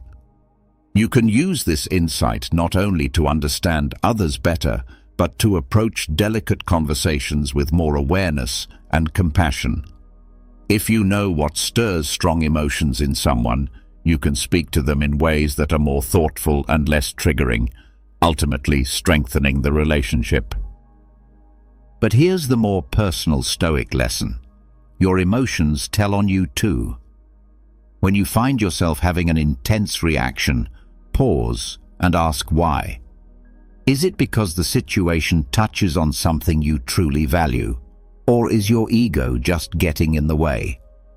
Are you angry because someone questioned your integrity, or because your image is being challenged? Stoicism invites you to reflect on these moments. When you understand your own emotional patterns, you gain the power to navigate them more wisely. You learn to distinguish between what truly matters and what's just pride or fear. Reading people isn't a superpower. It's simply a skill built on careful observation. Body language, emotional responses, the subtle shifts in tone, all of these are silent but honest expressions of someone's inner truth. Stoicism helps you develop the kind of clarity that sees past the surface and into the heart of what really drives people. But the goal of this insight isn't manipulation. It's wisdom. It's the ability to understand others more deeply, and in doing so, better understand yourself. The more you pay attention to how people move through life, their triggers, joys, fears, and reactions, the more you begin to recognize your own. And in that awareness, you grow. You become more grounded, more empathetic, and more capable of living a life aligned with your values. That's the real gift of observing without judgment. Not just clarity in your relationships, but true growth within yourself. Imagine what it would feel like to live without being dependent on anything or anyone for your emotional stability. Imagine being able to maintain your peace without erupting in anger, without losing control, and without letting someone's words or actions have the power to shatter your mood. It may sound impossible, doesn't it? But that's not what I'm here to talk to you about today. What I want to share with you will completely shift the way you view life, not through magic, and certainly not through shallow, positive thinking, but through practical wisdom. This is the same kind of wisdom used by the great Stoic philosophers, Marcus Aurelius, Seneca, Epictetus, who faced life's storms without ever letting go of their calm. Think back to the last time you got upset. Maybe someone disrespected you, broke your trust, or maybe it was something as simple as heavy traffic that triggered your frustration. What if I told you that all that anger you felt was actually a choice? Yes, a choice. And if you take to heart what I'm about to teach you, you'll find yourself no longer reacting in those same old ways. But there's a secret, a core principle that shifts everything. In this video, I'm going to walk you through that principle step by step. But before we dive in, I want you to take one small but powerful action. Go down to the comment section and write, "I will never again get angry at anything or anyone." This single act marks the beginning of a real transformation. It's the moment you commit, not to me, but to yourself. So let's begin. The first strategy is to accept the flow of life. Life is always moving, like a river with its rises and falls, moments of serenity and moments of storm. The Stoics teach us that when we fight against what's already happening, when we resist the inevitable, we only cause ourselves unnecessary suffering. Why is that? Because resistance places you in a battle you've already lost. On the other hand, acceptance allows you to embrace life as it is, not as you wish it were. Acceptance doesn't mean giving up or becoming passive. It means recognizing that while you may not have control over external circumstances, you always have control over how you respond and what actions you take. When you fully embrace this mindset, you stop burdening yourself with frustrations that don't serve you. Picture yourself facing an unexpected problem. You can waste energy wondering, why me? Or you can shift your focus to, what can I do right now? Acceptance offers mental clarity, helping you make better decisions and freeing you from emotional suffering. It also involves recognizing that everything in life is temporary. Neither happiness nor sadness lasts forever. This deeper understanding helps you savor the good times without clinging to them, and approach the difficult times knowing they too shall pass. To live in the flow of life is to find peace amid change, understanding that you always have the power to choose how you move forward. The second strategy is to stop judging others. Judging people is like carrying around a heavy backpack filled with stones that don't belong to you. The Stoics remind us that most of our judgments are not really about other people. They're reflections of our own unmet expectations, insecurities, or misunderstandings. Every time you criticize or label someone, you're stepping away from the path of your own personal growth. Think about it. Someone does something that annoys or confuses you. Instead of rushing to judge, pause and ask yourself, do I really know their full story? Do I know what struggles they're facing internally? Most likely, you don't. And adopting this perspective allows you to respond with empathy rather than criticism. Letting go of judgment doesn't mean you excuse harmful behavior. It means you understand that people's actions say more about them than they do about you. This shift in perspective not only brings emotional relief, but also improves your relationships. And here's something powerful. When you stop judging others, you also let go of the fear of being judged yourself. The weight of constantly seeking approval lifts, and with that freedom comes inner peace. Rather than spending your energy criticizing others, use that energy to reflect on how you can grow and improve. We are all imperfect. We are all learning. And when you choose compassion over criticism, you contribute to a more understanding world and release yourself from emotional burdens you don't need to carry. It's in this act of letting go that you find true serenity and clarity to focus on what really matters. Before we continue, I'd truly appreciate it if you could like and share this video so it can reach and help even more people. And if you don't want to miss out on future insights like this one, make sure to subscribe and turn on the notification bell. Now let's move to the third strategy. Control your mind. Your mind can be your strongest ally or your worst enemy. It all depends on how you train it. The Stoics deeply understood this. Everything begins in the mind. What you think shapes how you feel, and eventually how you act.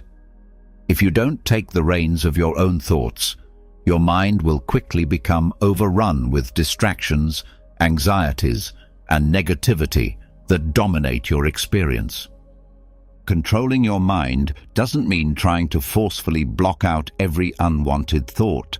It means learning to guide them. One essential practice is mindful observation. When a negative thought comes up, don't feed it, don't merge with it. Step back, observe it without attachment, and let it pass like a cloud in the sky. Meditation is a powerful way to strengthen this skill. Just a few minutes a day focusing on your breath or silently repeating a calming phrase can build your ability to remain steady in difficult situations. This simple habit enhances your mental strength, allowing you to stay grounded even when life throws challenges your way. By learning to observe your thoughts without being controlled by them, you gradually develop a deeper inner peace. You no longer react impulsively. You respond with awareness. And that is the essence of true emotional mastery. This journey is not about perfection. It's about progress. It's about choosing understanding over anger, peace over judgment, and awareness over reactivity. The more you live by these principles, the more freedom you will experience, not just from others, but from your own internal storms. And that, my friend, is how you begin to live with real strength and serenity. Facing challenging situations while learning to train your mind to focus on what truly matters helps you avoid distractions and boosts your productivity. Another key principle from Stoic philosophy is the importance of questioning your thoughts. Not everything that runs through your mind is a reflection of truth. When you catch yourself expecting the worst or worrying about things outside of your control, take a step back and ask yourself, is this thought helping me or harming me? More often than not, you'll discover that you can replace that thought with one that is more constructive and positive. When you gain control over your mind, you also take command of your emotions and reactions. Regardless of what's happening around you, you will always have the power to remain calm and stay focused. Remember, mastering your mind is the foundational step to mastering your life. Another powerful strategy is to let go of the illusion of a perfect world. The world isn't perfect, and expecting it to be will only lead to constant frustration. The Stoics understood that mistakes, setbacks, and difficulties are not only inevitable, but an essential part of human existence. When you stop resisting this truth, you unlock a deep and endless reservoir of peace and clarity. Picture a moment when someone makes a mistake that negatively affects you. Your initial response might be anger or disappointment. But what if you saw that mistake instead as a chance to practice patience and compassion? This shift in perception doesn't just lighten your emotional burden, it also deepens and strengthens your relationships. Accepting imperfection also involves surrendering the need to control everything. No one has the power to eliminate every problem or ensure that things always go according to plan. Rather than wasting energy trying to change what cannot be changed, focus on what you can control, your mindset and your choices. Acceptance does not mean giving up or settling. It means choosing to improve yourself and your world without the unrealistic expectation that everything must be flawless. The real lesson is in finding peace amidst imperfection, both in others and within yourself. When you embrace this mindset, you free yourself from chronic frustration and the stress of impossible standards. In its place, you gain the ability to enjoy the present and meet life's challenges with wisdom and composure. Another transformative Stoic strategy is to take full responsibility for your emotions. Your feelings are not caused by other people or external circumstances. They arise directly from how you interpret and react to those situations. This Stoic teaching is powerful because it hands control of your emotional life back to you. Instead of placing blame on others or events, it encourages self-reflection and personal responsibility. Imagine someone says something hurtful to you. In that moment, you have two choices. You can let their words disturb your peace and react with anger or sadness, Or you can recognize that their opinion doesn't define your worth or control your inner calm. The key is to remember that no one can make you feel a certain way without your permission. Owning your emotions also involves letting go of the need for outside validation. Often, our negative feelings stem from unmet expectations. We want others to behave in specific ways or meet certain standards. But when you realize that those expectations are yours alone and not obligations for others to fulfill, you liberate yourself from unnecessary disappointment. This doesn't mean you should suppress how you feel. Instead, it's about understanding your emotions and managing them in a healthier way.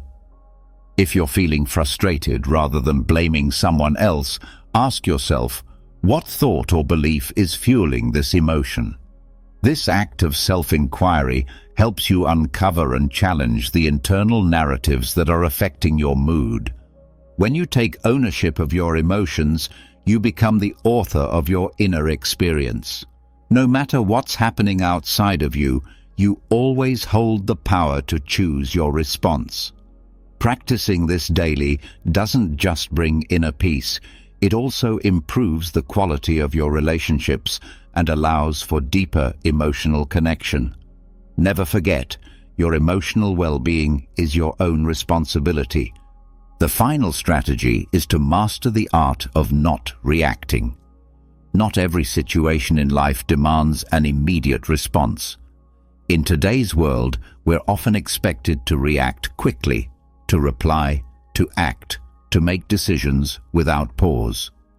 But true strength lies in the ability to wait, to breathe, to pause. Practicing the pause, a brief but mighty moment before you speak or act, is a valuable tool. It helps you reclaim control over your emotions and actions. When you're provoked by criticism, disagreement, or a difficult situation, your first impulse may come from raw emotion. Acting on that impulse can lead to misunderstandings, regrets, or escalation.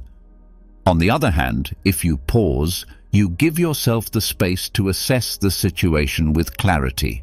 You quiet the emotional noise and choose a response rooted in wisdom.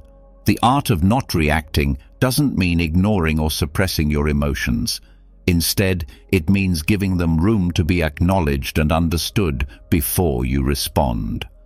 This habit nurtures patience, self-control, and inner wisdom.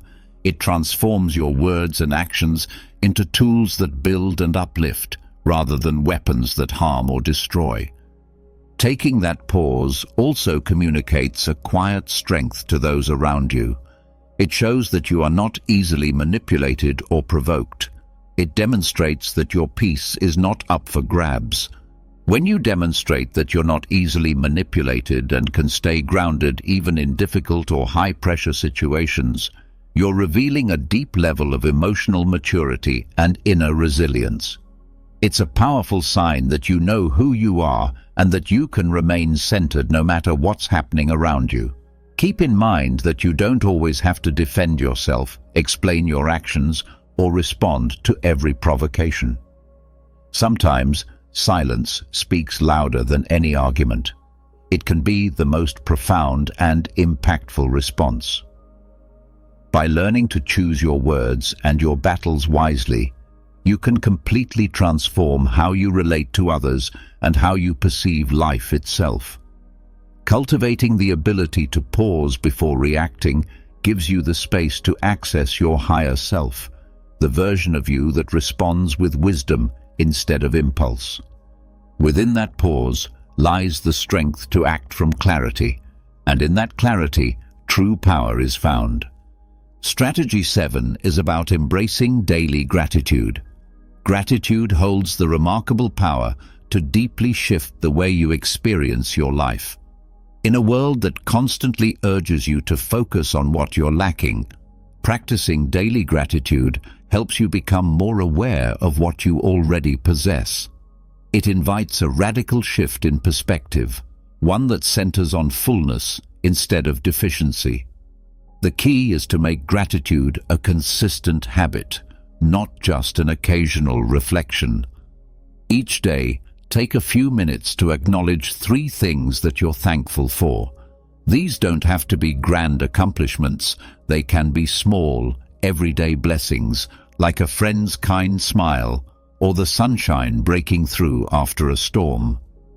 The goal is to focus your mind on the things that bring you peace and joy rather than dwelling on negativity or scarcity. This simple daily habit allows you to view the world through a more appreciative and peaceful lens, recognizing the abundance that already surrounds you. Gratitude not only fosters inner peace, but it also elevates your relationships by helping you truly value the people and experiences that you might otherwise overlook. By practicing gratitude daily, you cultivate a mindset rooted in abundance rather than lack. The more you train yourself to be thankful, the more reasons you'll begin to find for continued thankfulness. This generates a powerful and expansive cycle of positivity. Gratitude directly enhances your emotional well-being by reducing stress, easing anxiety, and alleviating frustration. It reconnects you with a deeper sense of purpose and fulfillment. Embracing gratitude doesn't mean ignoring life's difficulties. It means seeking out the light, even in moments of darkness. Making gratitude a daily ritual is a simple practice, but one with immense transformative power. When you focus on the blessings already present in your life, you change the way you live, creating a more fulfilled and conscious existence. Strategy 8 encourages you to focus your attention on what you can control. Life is inherently uncertain, filled with elements that lie outside your reach. You cannot control the weather, other people's opinions, or rewrite the past. However, there is one thing that remains firmly within your power: your own thoughts, emotions, and actions. When you shift your energy toward what is within your control, you liberate yourself from the exhaustion and frustration that come from trying to change the unchangeable. The first step is acknowledging that much of the anxiety and stress you experience stems from fixating on things you can't influence, worrying about the future, dwelling on how others perceive you, or replaying past mistakes. These mental habits distance you from the present, robbing you of the ability to respond wisely to what's happening right now. Instead of obsessing over what's out of your hands, redirect your focus toward what you can influence. You hold power over your choices, your responses to situations, and how you face the challenges before you. You can decide how to react to adversity, how to extract lessons from your mistakes, and how to grow stronger through hardship. When you concentrate on what is within your control, you take the reins of your life. You become the foundation of your own peace and emotional stability, no longer relying on external conditions to feel balanced or secure. This mindset allows you to develop greater resilience. Rather than resisting what cannot be changed, you learn to adapt, to navigate life from a place of calm awareness and intentional action. Remember that your energy is limited. Don't waste it on battles that are not yours to fight. Instead, invest it in what is truly within your sphere of influence. By doing so, you will begin to live with greater mindfulness, focus, and inner serenity. Strategy 9 is to practice empathy. Empathy is among the most transformative and powerful abilities you can develop when it comes to building meaningful relationships and resolving conflict. Every person you meet is carrying invisible burdens, personal struggles often hidden behind the faces they present to the world. Before letting frustration or anger take over in difficult interactions, pause for a moment and consider what the other person might be going through. Practicing empathy doesn't mean that you have to agree with someone else's point of view. but it does mean making a sincere effort to understand where they're coming from, their feelings, their life situation, their unique challenges. When you encounter conflict, rather than reacting impulsively, ask yourself, what might this person be feeling right now? What kind of struggles or worries might be influencing their behavior? This conscious effort to understand others allows you to look beneath the surface and respond from a place of compassion rather than judgment. Empathy softens anger and dissolves tension because it fosters deeper human connection. By seeing beyond the immediate situation, you open a path toward resolution and healing. You free yourself from the constant urge to prove a point or assert your own perspective. Instead, you begin to strengthen both your personal and professional relationships. Practicing empathy also nurtures patience and tolerance, helping you recognize that every person has their own journey, their own history, and their own pain. This awareness allows you to respond with greater calmness and grace. By cultivating empathy, you not only become more understanding, you also create space for more peaceful, authentic interactions in your life. Reacting with calmness and constructiveness rather than escalating a conflict allows for resolution through greater understanding and mutual respect. When you practice empathy, you not only improve your own well-being, but also positively impact those around you, fostering a more conscious, connected, and humane environment. By making empathy a central part of your daily life, you contribute to creating a more harmonious and supportive atmosphere. Another key lesson is to embrace the transient nature of life. Nothing in this world is permanent. People, moments, and emotions are fleeting. Everything is in a constant state of change, and when you accept this transience, you cultivate a profound appreciation for the present. Instead of holding on to the past or fearing the future, you learn to savor the here and now. Recognizing the impermanence of life also helps free your heart and mind from unnecessary emotional burdens, such as resentment and anger. Although these emotions are natural, they intensify when we cling to past situations. By understanding that all things end, you can release these negative feelings more easily, making it easier to move forward without carrying the weight of the unchangeable. Embracing life's transience also gives you the flexibility to adapt more easily to changing circumstances, offering a greater sense of peace. You come to see that pain, like joy, is temporary. By accepting impermanence, you learn to cherish what you have in the moment, appreciating the beauty in the everyday moments that often go unnoticed. Instead of living in constant anticipation of the future or regret for the past, you learn to live fully in the present, accepting life's ebb and flow with calmness. Another important insight is to practice love and gratitude. Anger is a destructive force that consumes from within, but love and gratitude are the antidotes. This isn't about empty sentimentality, but about adopting a true philosophy of life. As Marcus Aurelius wisely said, "When you wake up each morning, remind yourself of the privilege of being alive, breathing, thinking, and loving." When you approach each day from this perspective, anger loses its power over you. Love, in this sense, is not romantic or dependent love, but a deep understanding and compassion for humanity. Everyone acts according to their own understanding and circumstances.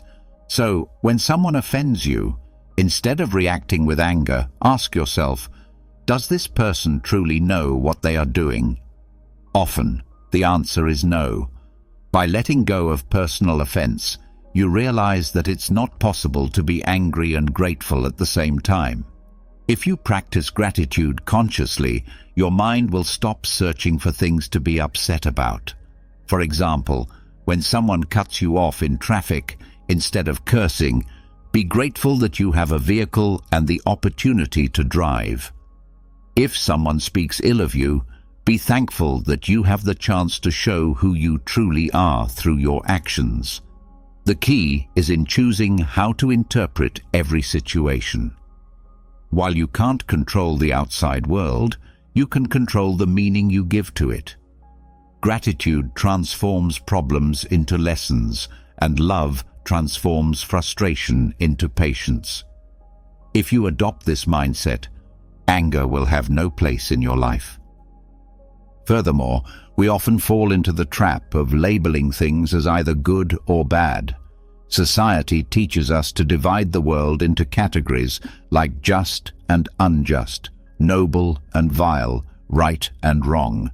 But this binary view of the world is simplistic and ultimately frustrating. The Stoics understood a profound truth. No one is entirely good or entirely bad. Every person acts according to their own perceptions, experiences, and limitations. When someone betrays you, lies to you, or treats you poorly, it's not because they are inherently bad. In their mind, they are justifying their actions, perhaps driven by fear, ignorance, or internal struggles. Labeling them as bad only breeds resentment and solves nothing. As Epictetus stated clearly, it's not the person who harms you, but the judgment you place on their actions that causes pain. You are not angry because of what happens to you, but because of the story you tell yourself about it. For example, if someone insults you on the street and you label them as a fool, anger will flood your mind. But if you instead think, maybe this person is having a tough day, you free yourself from the burden of anger. True power lies in accepting reality as it is, without dividing it into extremes.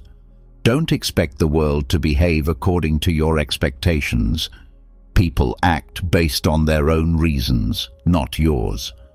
When you understand this, you stop suffering from their actions. You won't get angry because you realize that everyone, in their own way, is doing the best they can with the tools they have. If you've made it this far, you have not only learned how to free yourself from anger, but have also taken a significant step toward a calmer, more powerful life. The key is in changing your perspective and not allowing external circumstances to control your inner peace. Thank you for watching this video to the end. If you found it helpful, please give it a like and share it with your friends and family. Everyone deserves to live a more peaceful life. Be sure to subscribe for more content on Stoicism and personal growth. And remember, take action now by writing in the comments, "I will never get angry about anything or anyone." This simple but powerful act is the first step toward transformation, and it marks the moment when you commit to a new way of being. I invite you to watch the next video where you will discover another Stoic teaching that can transform your life. See you there.